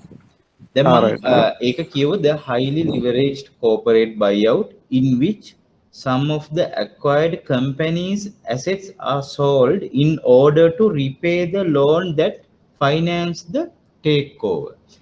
takeover එකට ඒ මුදල් මේව කරන එකට ඒ ණය ගෙවන්න ඒ සමාගමේම ඇසෙට්ස් තමයි ඒකේ විකුණන්නේ. අර සමාගම නැහැ. මේ සමාගමයකට ගාව ගන්නෙ නැහැ. මේ සමාගමේ ඇසෙට්ස් මුකුත් මේකක් වෙන්නේ නැහැ. මේ සමාගම අත්පත් කරගන්නවා ඒකට බිලියන් එකක් ඒකට ලංසුව බිඩ් එක බිලියන් එකක් ගෙවනවා. බිලියන් එකක් ඇත්තම ගෙවන්න ඉස්සෙල්ලා මේ සමාගම ඒකට පැරලල්ම මේ සමාගමේ මිලියන 300ක විතර අපි කියමු ෆැක්ටරි හරි ලෑන්ඩ් හරි ස්ටේට් එකක් නම් ඒ කියන්නේ ප්ලාන්ටේෂන් වගේ එකක් නම් ඒකේ කොටසක් විකුණලා මිලියන 300ක් මේක අරගෙන එකෙන් දෙන මේකට අයිති මොනවා හරි දේපලක් විකුණලා කරලා ඒ කියන්නේ වත්කම විකිණීම හා අත්පත් කර ගැනීම එකට සිද්ධ වෙන්නේ ගිවිසුම් ගහන්න එකටනේ. එකට ඒකේ එකට ඒ කියන්නේ මේකත් අර බේල් අවුට් එක ඒ වගේ එකක් තමයි. ඒ කියන්නේ අර ඒ මාළු එයාගේම තියලා කපන මේවා. හරි සම්පූර්ණ මුදල නෙමෙයි. මේගොල්ලන් දානවා කොටසක්.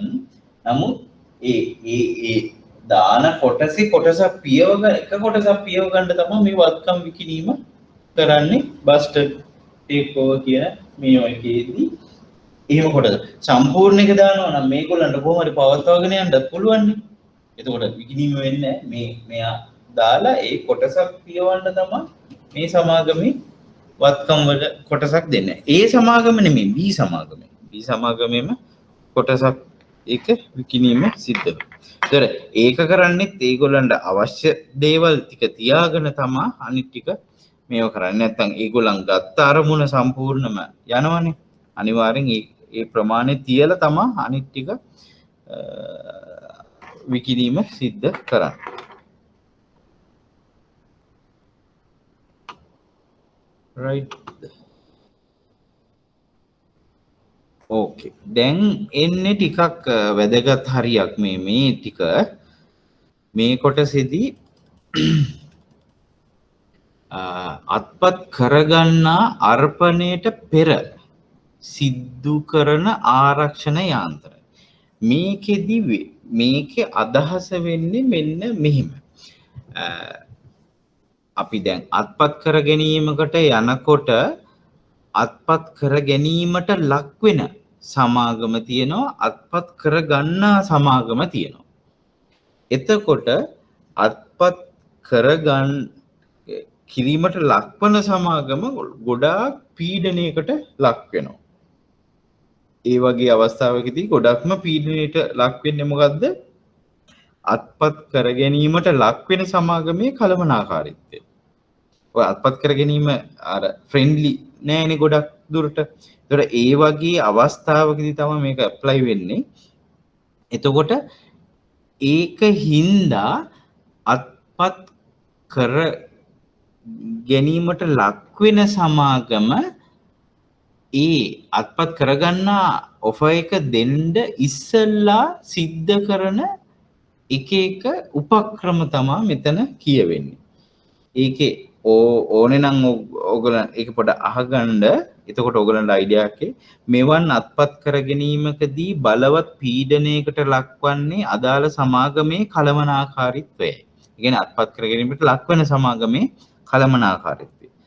මන්ද සඳහන් කළ පරිදි වර්තමාන කළමනාකාරීත්වය වෙනස් වීමේ දැඩි පීඩනයක් සහ අවදානමක් ඇති වෙනවා. අන්න දැන් අත්පත් කර ගැනීමට ලක් වෙන සමාගමේ අනිවාර්යෙන්ම මැනේජ්මන්ට් චේන්ජ් එකක් නැත්නම් ඒ සමාගමේ කළමනාකාරීත්වය වෙනස් වීමක් සිද්ධ වෙනවා. කියන්නේ ඉන්න අයගේ සීට්ස් ඔක්කොම නැති වෙනවා. අනිවාර්යෙන් අර හෝල්ඩින් කම්පැනි එකේ මැනේජ්මන්ට් එක මේකට සබ්සිඩියරි එකට එනවා. අන්න ඒකින්ද ඒ ගොඩක් අවදානමක් ඇති වෙනවා. ඒවන් අවස්ථාවක අදාළ අර්පණය කිරීමට ප්‍රථම ඉලක්කගත සමාගම නැත්නම් අත්පත් කරගන්න ගැනීමට ලක් වෙන සමාගම මගින් ගත හැකි ක්‍රියාමාර්ග මෙම මෙයින් හඳුන්වයි. ඒ කියන්නේ අත්පත් කරගන්න අර්පණයට පෙර ආරක්ෂණ යාන්ත්‍රණයක pre-offer takeover defense mechanism කියලා කියනවා. pre-offer ඒක offer එකට පෙර ඒගොල්ලන් offer කරන්න පෙර right එතකොට divestiture ඒ කියන්නේ විසුරුවා හැරීම එතනදී වෙන්නේ ඒ කියන්නේ partial විසුරුවා හැරීමක් මේ එකක්. එතකොට මෙහිදී සිදුවන්නේ තම සමාගමේ ඉලක්කගත සමාගමේ ව්‍යාපාරික දෙපාර්තමේන්තු විකුණා දැමීම හෝ වසා දැමීම. ඒකට ටෙක්නිකල් වර්ඩ් එකක් තියෙනවා ස්පින් ඔෆ් කියලා. ඒ කියන්නේ ඒක ගොඩක්ම ආකර්ශනීය ව්‍යාපාර ඩිපාර්ට්මන්ට්ස් තමයි වහලා දාන්නේ. නැත්නම් ප්‍රොඩක්ෂන් ලයින්ස්. දැන් අපි උදාහරණයකට ගමු බිස්කට් මැනුෆැක්චරින් කම්පැනි එක. දැන් අපි ගමු ඒ බිස්කට් මැනුෆැක්චරින් කම්පැනි එක ලොකු ජයන්ට් කම්පැනි එකක්. ඒ ඉන්ඩස්ට්‍රි එකේ ඉන්න ඒ අංශයේ ඉන්න තාම බලවත් ඒ සමාගම් මේ වෙළඳපොළ කොටසක් තියෙන සමාගමක් අත්පත් කරගන්න යනවා. ඒ වෙලාවේදී ඒ කුඩා සමාගම ඇනලිසිස් එකක් කරනවා ගොඩක්ම ආකර්ශනීයව තියෙන්නේ අපේ මොනවද? ඇයි දැන් අත්පත් කිරීමට ලක්වන සමාගමට අවශ්‍ය වෙන්නේ පුළුවන් තරම් ඒ අත්පත් කර ගැනීම වැළැක්වීම. මොකද අරගොල්ලන් ඒ ඔෆර් එක දෙන්න එනවා. එතකොට අර මැනේජ්මන්ට් එක මොකද්ද කරන්නේ? ඒගොල්ලන් කරන්නේ ඒගොල්ලන්ගේ ආකර්ශනීයම දේවල්. අපි කියමු දැන් අපේ ලෙමන් පෆ් ලයින් එක නැත්නම් චොක්ලට් බිස්කට් වගේ ඒ ලයින්ස් දෙක කියමු ඒගොල්ලන්ගේ සම්පූර්ණ රෙවෙනියු එකේ ආදායමෙන් 50%ක් එන්නේ ওই ලයින්ස් දෙකෙන් කියලා. මොකද කරන්නේ? ඔය විසුරුවා හැරීම නැත්නම් ස්පින් ඔෆ් කරනවා. මොකද ඒ ප්‍රොඩක්ෂන් ලයින්ස් දෙක විකුණා දානවා වෙන පාර්ශවයකට නැත්නම් වහලා දානවා. බොහෝ දුරට ඒකේ තියෙන වසා දැමීම. ඇත්තටම විකුණීමට වඩා වසා දැමීම. ඒ ලයින්ස් දෙක වහපු ගමන් අර මිලදී ගැනීමට එන පාර්ශවයේ පොඩ්ඩක් එක මග හරින්න හෝ නිකන් ඒගොල්ලන් ටිකක් ඒකට ඒ ඔෆර් එක දෙන්න නිකන් මැලිකමක් දක්වනවා. මොකද ඒ අරගොල්ලන්ගේ ආකර්ශනීයම ව්‍යාපාරිකාංශ වහලා නැත්නම් ඒක සම්පූර්ණයෙන්ම අයින් කරලා. දැන් අරගොල්ලන්ටත් ඕනේ ඒ ආකර්ශනීය බව අඩු කරන්න. නැත්නම් අර පර්චේස් ඒ පර්චේස් එක ඒ විකිණීම මිලදී ගැනීම වුණොත් ඒගොල්ලන්ගේ ගොඩාක්ම කලමනාකාරීත්වයට තර්ජනයක් වෙන හින්දා. ඒකේ පළවෙනි එක තමයි ඔය ස්පින් ඔෆ් කියන්නේ. දෙවෙනි ක්‍රමේ පැවරීම ක්‍රවුන් ජුවල් කියලා කියනවා. මේකෙදි සිද්ධ වෙන්නේ සමාගමේ වඩා ලාභදායී අංශ. අර වගේම ඒ අංශ පිටස්තර ආයතනයට හෝ පුද්ගලයන්ට පැවරීම. ඒකෙත් වෙන්නේ ඒ වගේම දෙයක්. එතකොට ආකර්ශනීය බව අඩු වෙනවා. ඒතකොට පිට ආයත පැවරීම සිද්ධ කරන්නේ. නැත්නම් ඕක විකිණීම සිද්ධ වෙන්න පුළුවන්. ඕක මික්ස් එකක්. එතකොට ඒක පිටස්තර පාර්ශවයන්ට පැවරීම. දැන් අපි කියමු ඒ අංශය අපි ජියෝග්‍රැෆිකලි ගත්තොත් අපි කියමු වැඩිම සේල් එක තියෙන්නේ දකුණු පළාතේ.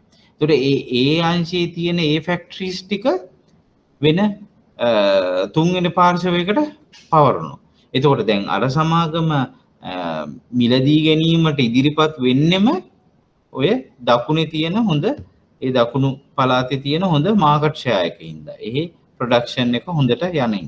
නමුත් ඒක පිටස්තර පාර්ශ්වයකට පැවරීමෙන් ඒකේ ආකර්ශනීය බව අඩු වෙලා අරගොල්ලන් ටිකක් ස්ටෙප් එකක් බෑක්වර්ඩ් වෙන්න පුළුවන්. නැත්තම් අඩියක් ඒගොල්ලන් පස්සට ගන්න පුළුවන් ඔෆර් එක දෙන එක ගැන දෙවරක් හිතන්න ඒගොල්ලන් පටන් ගන්න.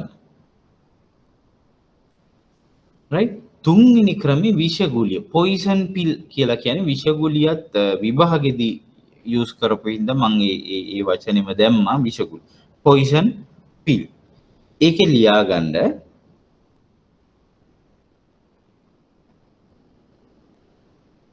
මෙහිදී ඉලක්කගත සමාගම විසින්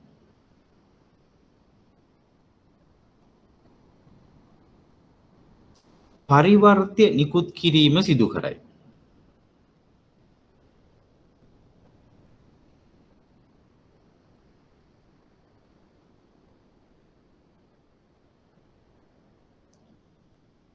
අදාළ පරිවර්තනය සිදුවන විට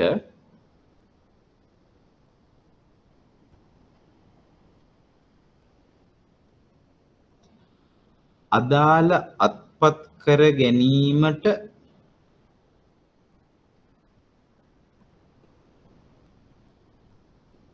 යම් බලපෑමක් කළ හැකි තත්වයක්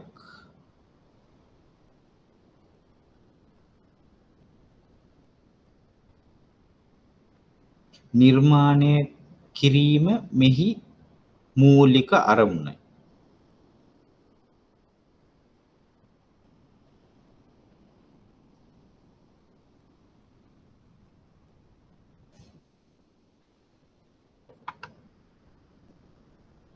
පොයිසන් පිල් එක කොමන් අහන කොටසක්.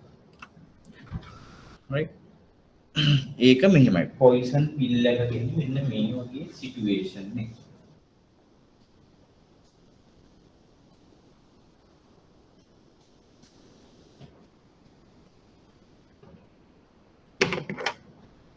දැන්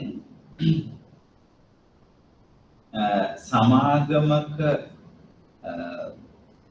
මේක තමා අත්පත් කර ගැනීමට ලක් වෙන සමාගම.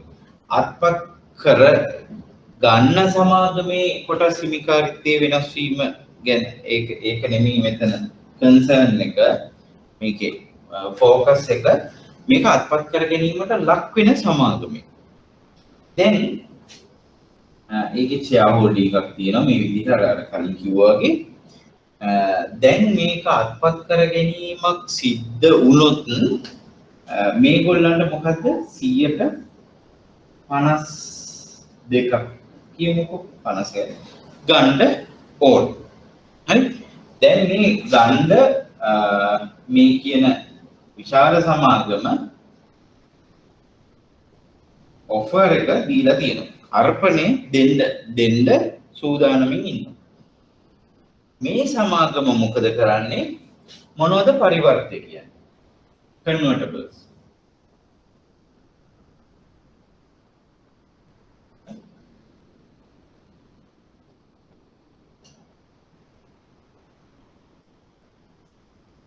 bonds නැත්නම් බැඳුම්.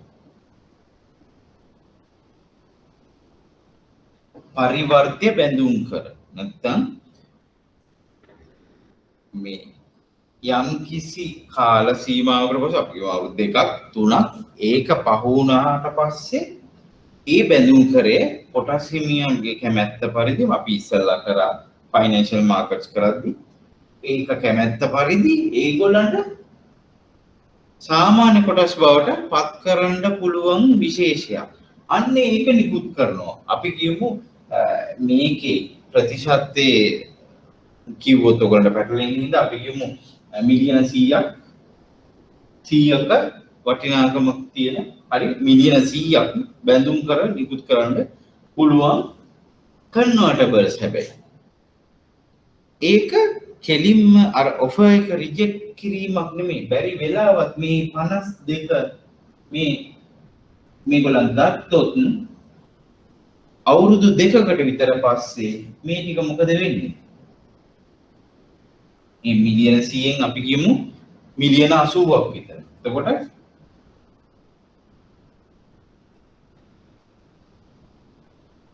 කෙලින්ම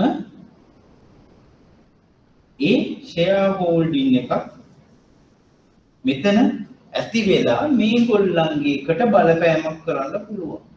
48ක විතර බලපෑමක් විතරයි කරන්න පුළුවන්. අනිවාර්ය වශයෙන්ම මේක කරන්න බෑ. මොකද මේගොල්ලන් 60ක් 65ක් විතර යන්න පුළුවන්. සමහරට මේක කන්වර්ට් නොකරන්න පුළුවන්. නමුත් ඒක එක ස්ට්‍රැටජි එකක් අරකට සමාන්තරව ඔෆර් එකෙන් ඉස්සෙල්ලා මේගොල්ලන් කන්වර්ටබල් ඩිබෙන්චර්ස් නැත්තම් බොන්ඩ්ස් ඉෂුව කරනවා. ඒකේ ෆීචර් එක මොකද්ද? ඒක කොටස් හිමියන්ට වාසී නම් ඒ කන්වර්ෂන් එක වෙනම මේක ඒ කන්වර්ෂන් එක ලාභදායී තත්යකට සමාගමටත් හදා ගන්න පුළුවන්. කොටස් මිල. ඒතර ඒ වෙලාවේ ඒ කන්වර්ෂන් එක කරලා සාමාන්‍ය කොටස් වලට මේ පරිවර්තනය වුණොත් මේකේ තියෙන 51ක් නැත්නම් 50.5ක් ඒ වගේ තමයි ඇක්විසිෂන් එකක් ඉනිෂියල්ම එන්නේ. අන්න ඒකේ ප්‍රතිශතයට බලපෑමක් කරන්න පුළුවන් කියන කාරණේ තමයි පොයිසන් පිල් එක. නැත්නම් විෂගුලි පොයිසන් පිල් කියලා. පොයිසන් පිල් එකෙන් කියන්නේ ඔන්න ඔය වගේ අදහස්.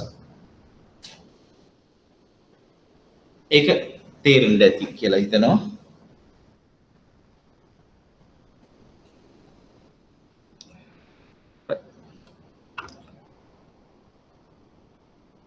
මේක ඔයගොල්ලන්ට විනාඩියක් විතර දෙන්නම්.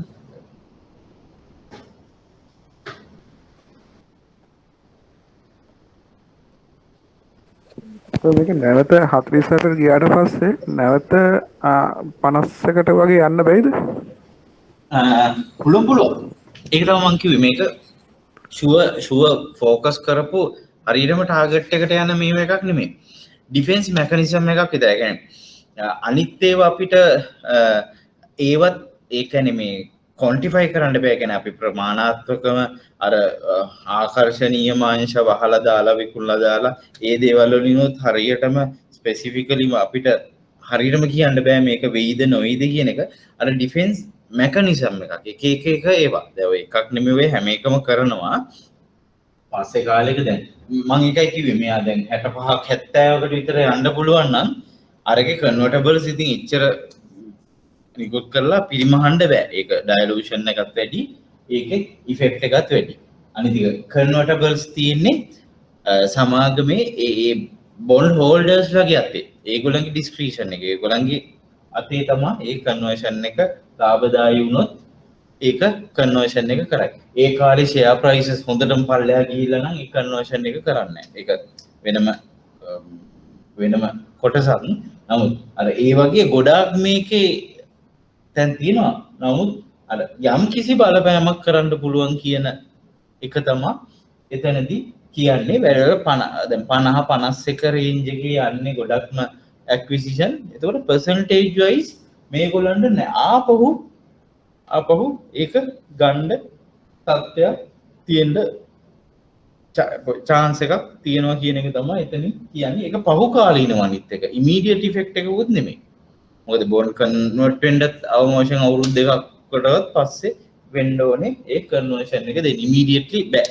බොන්ඩ් එකක් ඉෂුව කරලා මේ ඊළඟ මාස 6 දී ඒ දේ කරන්න බෑ. අවුරුදු දෙකක් වගේ පස්සේ තමයි ඒක වෙන්නේ. ඒකට එහෙම මේකකුත් එතන තියෙනවා.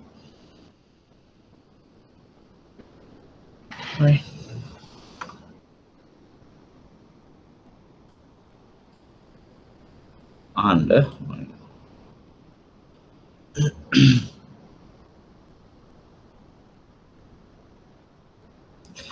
ඊළඟ එක අධිබහුතර ඡන්ද ප්‍රතිපාදනය සුපර් මැජොරිටි වෝටින් ප්‍රොවිෂන්. ඕකත් එක සැරයක් අහලා තියෙනවා.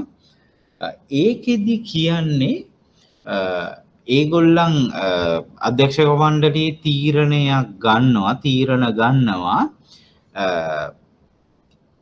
මේ අධිබහුතරයක් කොටස් හිමියන්ගේ ඡන්දය අවශ්‍යයි මේ වගේ අත්පත් කර ගැනීමකට හරි ඒ මර්ජර් ඒ ටයිප් එකට අත්පත් කර ගැනීමකට යන්න කියලා. දැන් අපි කියමු normal ඒගොල්ලන්ගේ constitution එකේ තියෙන්නේ සරල බහුතරයක්. ඒ කියන්නේ 50ක බහුතර කැමැත්ත තිබ්බොත් අත්පත් කර ගැනීමකට යන්න පුළුවන්. නමුත් දැන් අපි දන්නේ නැති හොස්ටයිල් මේ හොස්ටයිල් කම්පැනි එකක්, ඒ කියන්නේ ටිකක් බලහත්කාරී, තමන් ඒ මැනේජ්මන්ට් එක කැමති නැති කෙනෙක් ඉදිරිපත් වෙලා ඉන්නවා සමාගම මිලදී ගන්න. ඒතර එන්නේ වගේ අවස්ථාවකදී මොකද්ද සිද්ධ වෙන්නේ? ඒගොල්ලන් ආය අධ්‍යක්ෂ මණ්ඩලයේ තීරණයක් ගන්නවා ඒගොල්ලන්ගේ කන්ස්ටිටියුෂන් එක නැත්නම් ඒගොල්ලන්ගේ මේ ප්‍රතිපත්තිය ඇතුළේ වෙනස් කරන්න අත්පත් කර ගැනීමකට යනවා නම් අධිබහුතර ඡන්දයක් අවශ්‍යයි. ඒ කියන්නේ EGM එකදී වගේ ඒගොල්ලන්ට 70%ක නැත්නම් 75ක බහුතර ඡන්දය අවශ්‍යයි acquisition එක වෙන්න ඕන. ඒක තමයි super majority voting provision කියන්නේ. ඒතකොට ඒ provision එක ඒ ප්‍රතිපාදනය ඇතුළත් කරොත් අර අත්පත් කර ගැනීමට එන අත්පත් කරගන්න සමාගමට හරි අපහසු වෙනවා ඒ ඡන්ද ප්‍රතිශතය ගන්න. දැන් සාමාන්‍ය බහුතරයක් 50ක් ගන්න පුළුවන්. නමුත් 70ක් 75කට වගේ නම් ඒගොල්ලන් ආපහු අධ්‍යක්ෂක මණ්ඩලයේ අනුමැතිය ලැබිලා තියෙන්නේ.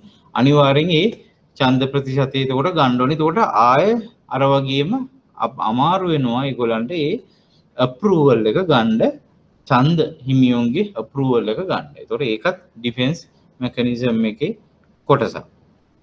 ඒක ලියා ගන්නවා නම් සරලව ලියා ගන්න. සාමාන්‍ය ඡන්ද බහුතරයකින් තොරව අධි බහුතරයකින්, ඒ කියන්නේ වරන් ඇතුලේ 75ක වගේ අධි බහුතරයකින්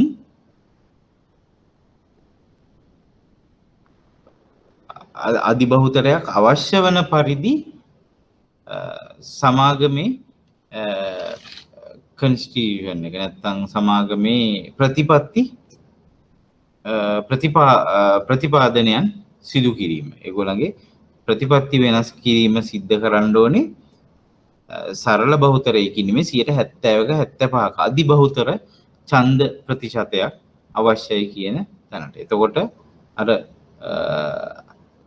අත්පත් කර ගැනීමට එන සමාගමට අපහසු වෙනවා ගොඩක් මේ අදාළ අප්‍රූවල් එක ගන්න ඡන්ද හිමියන්ගේ.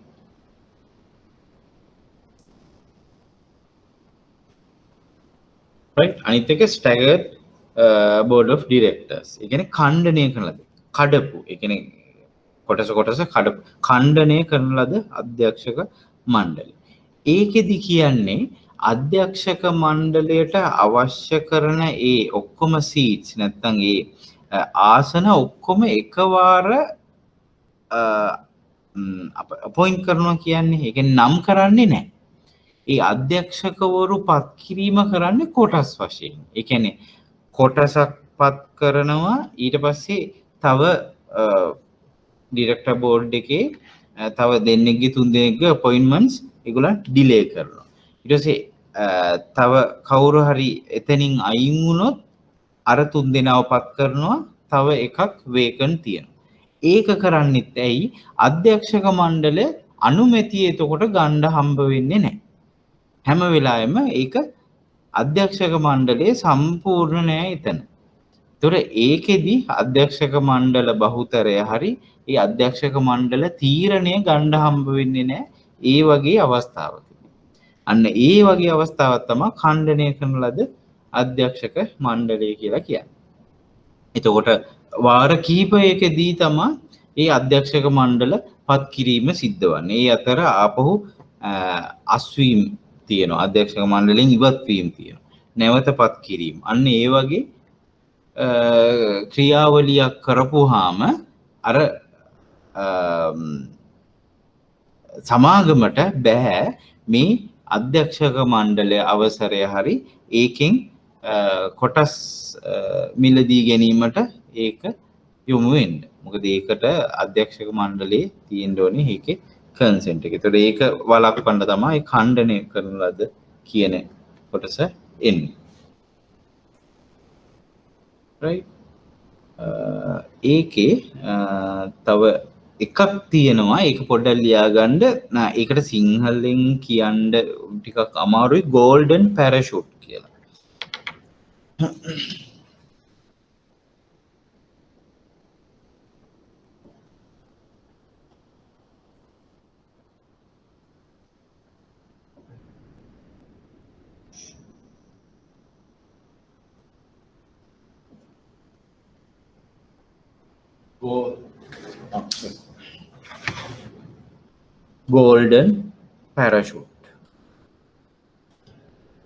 golden parachute කියන ක්‍රමය.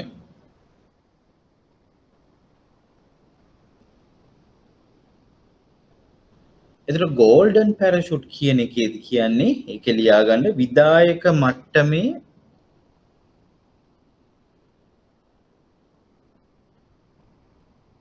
තෝරාගත් සේවකීන්ට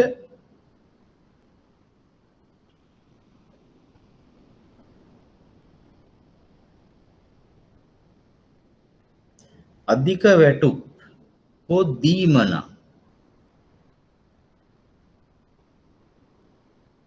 ලබා දීමට සැලැස්වීමයි. ඒ කියන්නේ කළමනාකාරීත්වය හෝ විධායක මට්ටමේ කියන්නේ එක්සිකියුටිව් පෝස්ට් වල අයට අධික වැටුප් වලට වඩා දීමනා ලබා දීමට සැලැස්වීම. golden parachute කියන්නේ ඒකයි.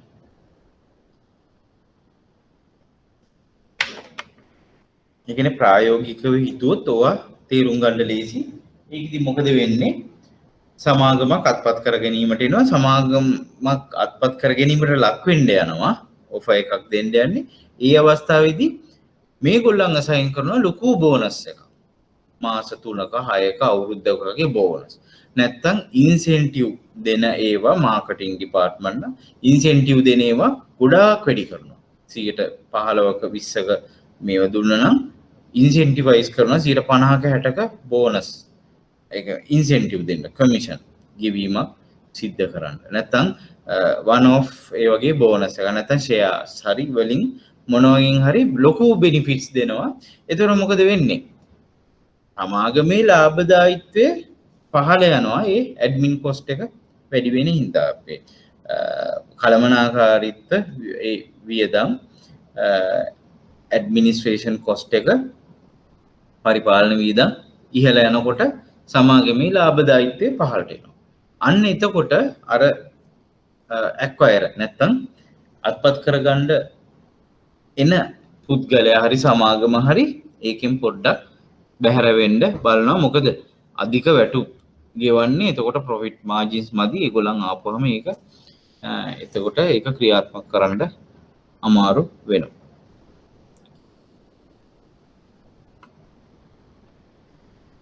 right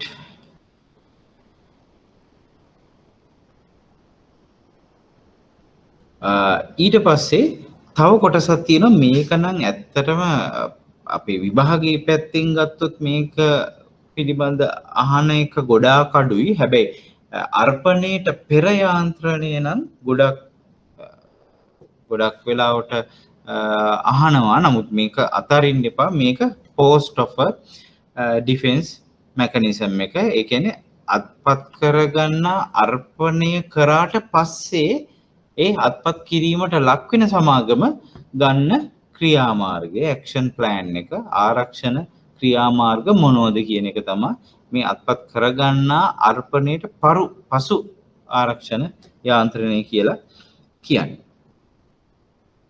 ඒකෙදි just say no නැත්නම් නිෂ්ප්‍රභා කිරීම තමයි ඒකේ වෙන ඩිස්ක්‍රිප්ෂන් නැහැ. ඇත්තටම ඒ ඔෆර් එක ආපුවාම ඒගොල්ලන් බෝඩ් මීටින් එකක් අරගෙන ඒක අප්‍රූව් කරගෙන ඒක නිෂ්ප්‍රභා කරන්න ඒගොල්ලන් මේ attempt එකක් දාන්න පුළුවන්. නැත්නම් උත්සාහයක් ගන්න පුළුවන්.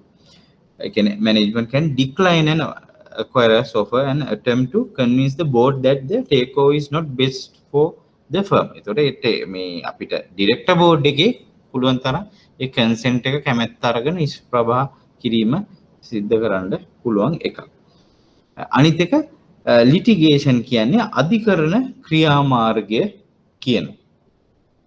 අපිට අධිකරණයට ඒත්තු ගන්නන්න පුළුවන්. එතකොට ඒගොල්ලන්ට අත්පත් කර ගැනීමට ලක් වෙන සමාගමේ අධ්‍යක්ෂක මණ්ඩලයට හෝ කීප දෙනෙකුට අධිකරණ ක්‍රියාමාර්ගයක් ගන්න පුළුවන් අපිට මොකක් හරි සාධකයක් කියලා. කියන්නේ වෙළඳපොළ තරංකාරීත්වයට අහිතකර වෙනවා අපි මේ අත්පත් කර ගැනීම සිද්ධ වුණොත්. ඒ කියන්නේ ලොකු ඒකාධිකාරයක් ඇති වෙනවා කියලා කියන්න පුළුවන්. නැත්නම් ඒ වගේ වෙළඳපොළට අහිතකර බලපෑමක් සිද්ධ වෙනවා කියලා වගේ ඒ වගේ මොනවා හරි හේතුවක් පදනම් කරගෙන අධිකරණ ක්‍රියාමාර්ගයකට යන්න පුළුවන් කියලා එතනදී අදහස් කරන්නේ.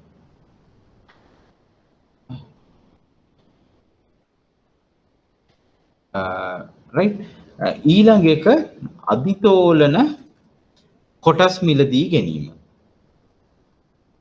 එතකොට සමාගම විසින්ම ඒකේ ලියා ගන්න ඒක ලියාගෙන නැහැ.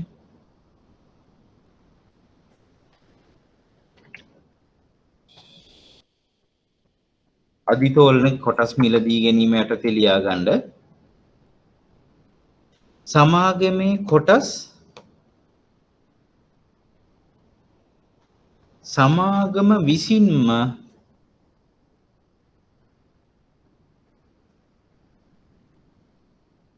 ණය මත මිලදී ගැනීම.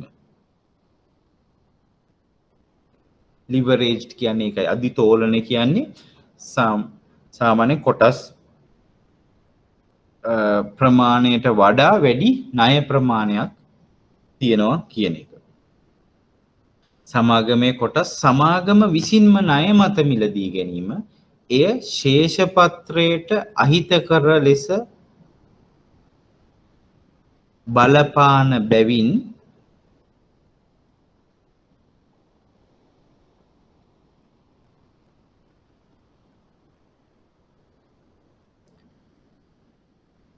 අත්පත් කරගන්නා අධෛර්යයට පත්වනු ඇත.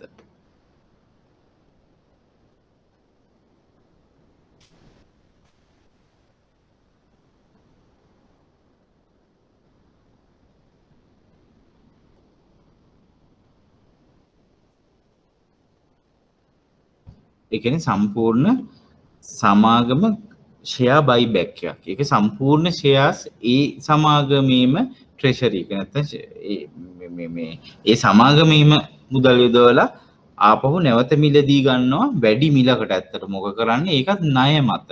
ඒක වෙනුවෙන් ආපහු බොන්ඩ්ස් ඉෂුව කරන්න පුළුවන් නැත්නම් ඒක ලෝන් එකක් උඩ කරන්න පුළුවන්. ඒතකොට සමාගමට ලොකු අධික බරක් පැටවෙනවා ඒ මේ සමාගමේ ෆයිනෑන්ෂියල්ස් වලට ශේෂපත්‍රයක පෙන්නනවා. එතකොට ඒක ගොඩක් එතකොට සමාගමේ කම්පොසිෂන් එක වෙනස් වෙන හින්දා එතනදී මිලදී ගැනීම අධෛර්යයට පත් වෙන්න පුළුවන්. ඊට පස්සේ white knight කියලා එකක් තියෙනවා. ඒකෙදි ලියාගන්න මෙහිදී ඉලක්කගත සමාගම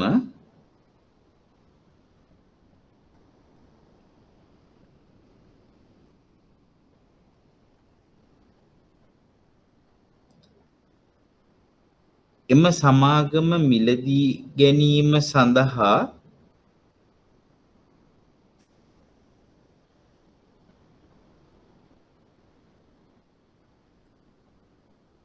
තෙවන පාර්ශවයකට ඇරයුම් කරයි. තෙවන පාර්ශවයකට ඇනවුම් මේ ඇරයුම් කරයි. ඇරයුම් කරයි. ඉන්වයිට් කරනවා third party. මෙහි අරමුණ අදාළ අත්පත් කරගන්නා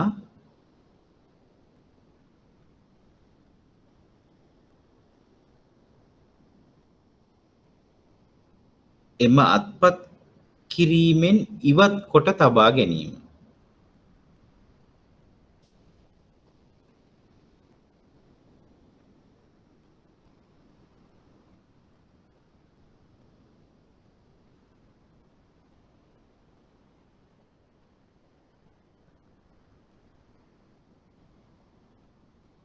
හරි.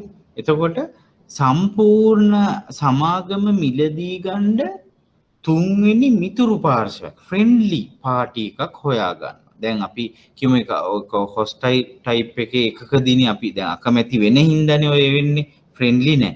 එතකොට ඒ වගේ වෙලාවක දැන් ඔෆර් එක දුන්නා නම් තව ඒකට කවුන්ටර් ඔෆර් එකක් ෆ්‍රෙන්ඩ්ලි පාටි එකකින් ඒ කියන්නේ මිතුරු තව පාර්ශවයකින් හරි ඒකට තව රිලේටඩ් සමාගමකින් ඔෆර් එකක් ගන්නවා. එතකොට අපි ඒක උඩ පදනම් කරගෙන බෝඩ් ඩිසිෂන් එක ගන්න පුළුවන් අර හොස්ටයිල් ටේක් ඕවර් නැත්නම් මේ බලහත්කාරී අත්පත් කරගන්න එන සමාගම ඒකෙන් ඉවත්ව තබා ගන්න පුළුවන් කියන එක තමයි වයිට් නයිට් කියන ක්‍රමයෙන් මේව කරන්නේ. වයිට් නයිට්ම කියලා සිංහලෙනුත් ලියා ගන්න එක හොඳයි.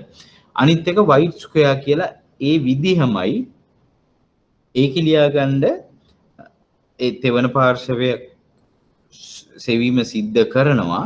නමුත් එහි අරමුණ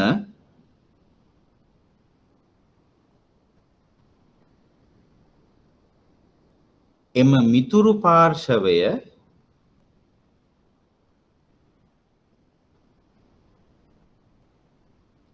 සමාගමේ බහුතර කොටස් ප්‍රමාණයක්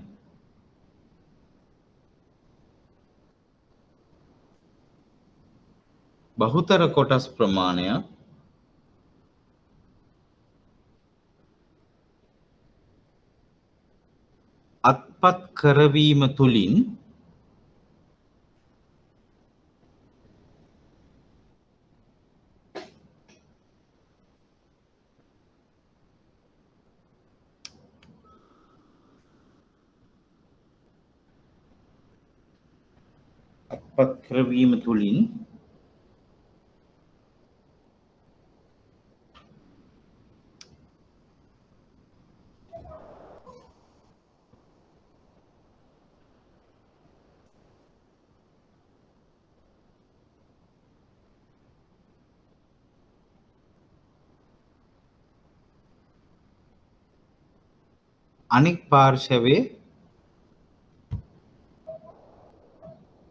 අනෙක් පාර්ශවයේ අර්පණය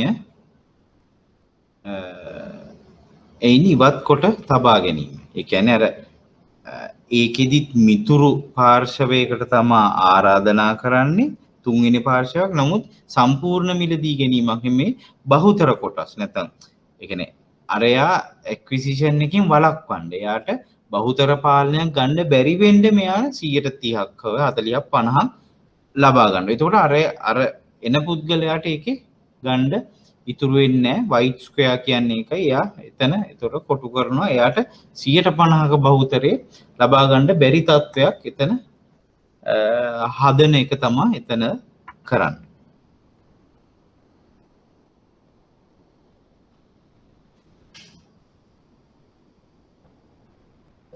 right ඊට පස්සේ අපි ඉතුරු ටික අනිත් සතියේ කරමු.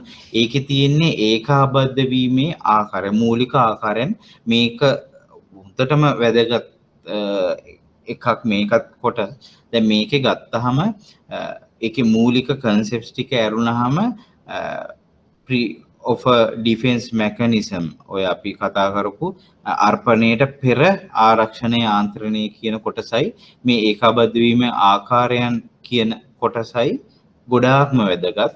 අනිත් දේවල් හැම එකම ලකුණු 3 ඉඳන් 5 දක්වා වෙන ප්‍රශ්න කෙටි ප්‍රශ්න ගොඩාක් එන්න පුළුවන්. නමුත් මේ ටික ගොඩක් ඕගොල්ලන් බාර තැබීම වේටේජ් එකක් තියන්න ඕනේ මේ කොටසට.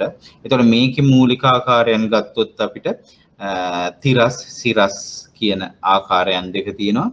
සිරස් ආකාරයන් වල ආකාර දෙකක් තියෙනවා. ඉදිරි සහ පසුපස ඒකාබද්ධ වීම කියලා. ඒතර vertical merges වල backward forward. ඒතර ඒකේ තව කොටස් මූලික කොටස් වලින් තිරස් සිරස් වෙළඳපළ ප්‍රසාරණ භාණ්ඩ ප්‍රසාරණ සාන්ද්‍රණික සහ සාමූහික කියලා ඒ කියන්නේ full description එක ගත්තොත් එහෙම තියෙන්න පුළුවන්. නමුත් සාමාන්‍ය common use වෙන්නේ සමාන්තර එකයි සිරස් එකයි සාමූහික කියන එකයි සාමාන්‍යයෙන් භාවිතයේ තියෙන්නේ. නමුත් මේ දේවලුත් අර සමහර ස්ටඩි පැක්ස් වල තියෙනවා. මම ඒකත් එක්ක ඔතෙන්ද එකතු කරලා තියෙන්නේ. එතකොට ඒවට මම එක්සැම්පල්ස් එක්ක ඒ සම්පූර්ණ කොටසම ඊළඟ සැරේ කරන්නම්. ඒත් එක්ක මේ මෙහියුම් සහ මූල්‍ය ඒකාබද්ධ වීම කියන එකයි ඒ දෙකේ වෙනසත් වැදගත් කොටසක් වෙනවා. මම ටිකක් අර බෝල්ඩ් වලින් දාලා තියෙන හැම එකම පොඩ්ඩක් ඒ වැදගත් ඒරියාස් ඒකත් මතක තියාගන්න. ඒතර අපි මේකෙන් පස්සේ mergers and acquisition වල part 2 ඒ කියන්නේ අර finances ඒ කොහොමද ඒ ඩීල් එක යන්නේ කියන ඒ කොටසේ තව ප්‍රමාණයක් තියෙනවා. ඊට පස්සේ leverage buyout, management buyout ඒ කොටස් තව පොඩි කොටස් කීපයක් තියෙනවා. අපිට ඉස්සරහා සති 3ක් වගේ කාලයකදී එක අපිට මාර්තු මාසයේ අග වෙනකොට බොහෝ දුරට මේ අපේ සෙෂන් එක ඉවර කරන්න පුළුවන් 2021 මාර්තු අග. එහෙමනම් අපි ඊළඟ සතියේ මේ කොටස කතා කරමු. ටිකටම කනෙක්ට් වෙලා ඉන්න. මොනවා හරි ප්‍රශ්න තියෙනවා නම් පුළුවන් විනාඩියක් දෙකක් මේව කරන්න.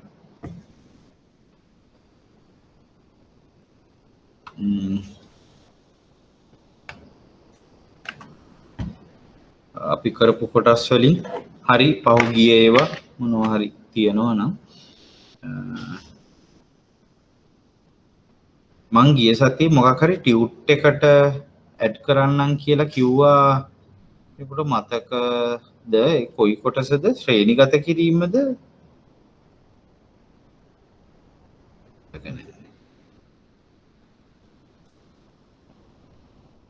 හරි, එහෙම වුණොත් අපි එන සතියේ අපහු කනෙක්ට් වෙමු. mergers and acquisition වල ඉතුරු කොටසයි අනිත් පොඩි පාඩම් වලට. right? හරි.